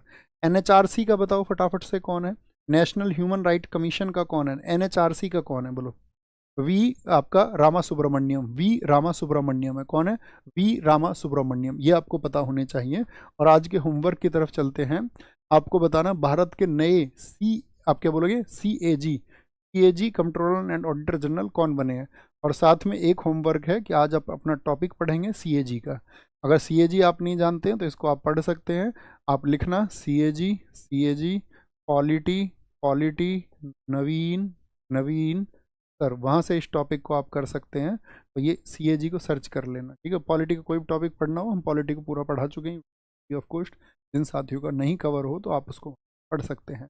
ख्याल रखिए सर, मुख्य चुनाव आयुक्त हैं ज्ञानेश कुमार, और उसमें चुनाव आयुक्त पूछा था, हम फिर से देखेंगे एक बार उसको, फिर से देखेंगे, हमको वही तो लगा कि मुख्य चुनाव नहीं दोस्त, मुख्य चुनाव आयुक्त नहीं पूछा है, हमने क्वेश्चन को पढ़ने में गड़बड़ करी है। यहाँ पर देखिए भारत के चुनाव आयुक्त पूछे हैं, उसमें इलेक्शन कमिश्नर पूछे हैं सिर्फ। देखो चुनाव आयुक्त कौन से होते हैं, ये 2 होते हैं, हमने भी आपके चक्कर में गड़बड़ कर दी और फिर से क्वेश्चन को नहीं पढ़ा। चुनाव आयुक्त ये होते हैं, यही हम आपको बता रहे थे। और एक जो होते हैं वो मुख्य चुनाव आयुक्त होते हैं, एक होते हैं चीफ इलेक्शन कमिश्नर, मुख्य चुनाव आयुक्त, यही बात हम आपको डिलीवर करना चाह रहे थे। और आपके कमेंट्स को देख के और फिर हम उस बात को वहाँ तक डिलीवर कर ही नहीं पाए आपको। चुनाव आयुक्त, चुनाव आयुक्त ये क्या होते हैं? ओईसी, अदर इलेक्शन कमिश्नर, यानी कि इनको हम आयुक्त बोलते हैं सिर्फ, और ये होते हैं मुख्य चुनाव आयुक्त। बात समझ गए? मुख्य चुनाव आयुक्त, हाँ जी एकदम से। तो ज्ञानेश कुमार नहीं कहेंगे फिर तो हम, अगर यहाँ मुख्य चुनाव आयुक्त होता तब हम कहते विवेक जोशी। ठीक हो जाएगा भैया, लिखो ए, लिखो ऑप्शन में। तो बुद्धू हो तुम, तो पढ़ा करो। तो हमको तो चलो यहाँ से तिरछा दिखता, रिफ्लेक्शन होता बोर्ड में, तुमको तो सामने से, खोपड़ी से सामने साफ दिखता है एकदम से। तुम क्यों गड़बड़ करते हो उसको? ओके, ख्याल रखिए अपना बहुत सारा। बाय बाय, टेक केयर, जय हिंद, जय भारत। मिलते हैं दोस्त आपका कल, ख्याल रखिए, बाय बाय। और हाँ, एक बात और, इस बार जो फ्राइडे होगा ना आपका, इस फ्राइडे को क्लास नहीं होगी, ये याद रखना। फ्राइडे को क्लास नहीं होगी, फिर हम मंडे मिलेंगे, है ना। इस बार तो आपके पास 4 दिन के सेट का रिवीजन रहेगा। फ्राइडे एक शेड्यूल है अपना, की वजह से मैं आपको बता रहा हूँ, ताकि आप जगह जगह करते रहें। भैया एक शायरी सुना दो, सुनो। किसी को गिराया ना खुद को उछाला, मेरे साथ बोलो एक बार। किसी को गिराया ना खुद को उछाला, कटा जिंदगी का सफर धीरे धीरे। आप भी दोबारा से सुनो। किसी को गिराया ना खुद को उछाला, किसी को गिराया ना खुद को उछाला, कटा जिंदगी का सफर धीरे धीरे। जहां आप पहुंचे छलांगे लगाकर, वहां मैं भी पहुंचा धीरे धीरे। और आप भी धीरे धीरे पहुंच जाएंगे वहां पर, चिंता मत करना। आप ही के जैसा अपना जीवन था एकदम से, कोई सोर्स नहीं, कोई उस तरह का आपका सपोर्ट सिस्टम नहीं, कोई बहुत बड़ा कुछ नहीं। लेकिन अब जीवन में आगे बढ़ते रहेंगे, एक सही योजना के साथ में, सही तैयारी के साथ में। एक दिन मंजिल मिलती है, और जो आपने सोचा है उससे भी ज़्यादा और अच्छा बेहतर आपको मिले, यही मैं उम्मीद करता हूँ। आपका जो भी ड्रीम्स हो, जो भी सपने हो, आप उनको पूरे करें। और उनको पूरा करने के लिए जो मतलब मनोवैज्ञानिक मजबूती चाहिए, जो शारीरिक मजबूती चाहिए, या आपके इरादों में जो मजबूती चाहिए, वो आप खुद पैदा करेंगे। ये उम्मीद मैं आपसे करता हूँ कि एक दिन आप उसको पाएंगे। थैंक यू, नमस्ते, टेक केयर।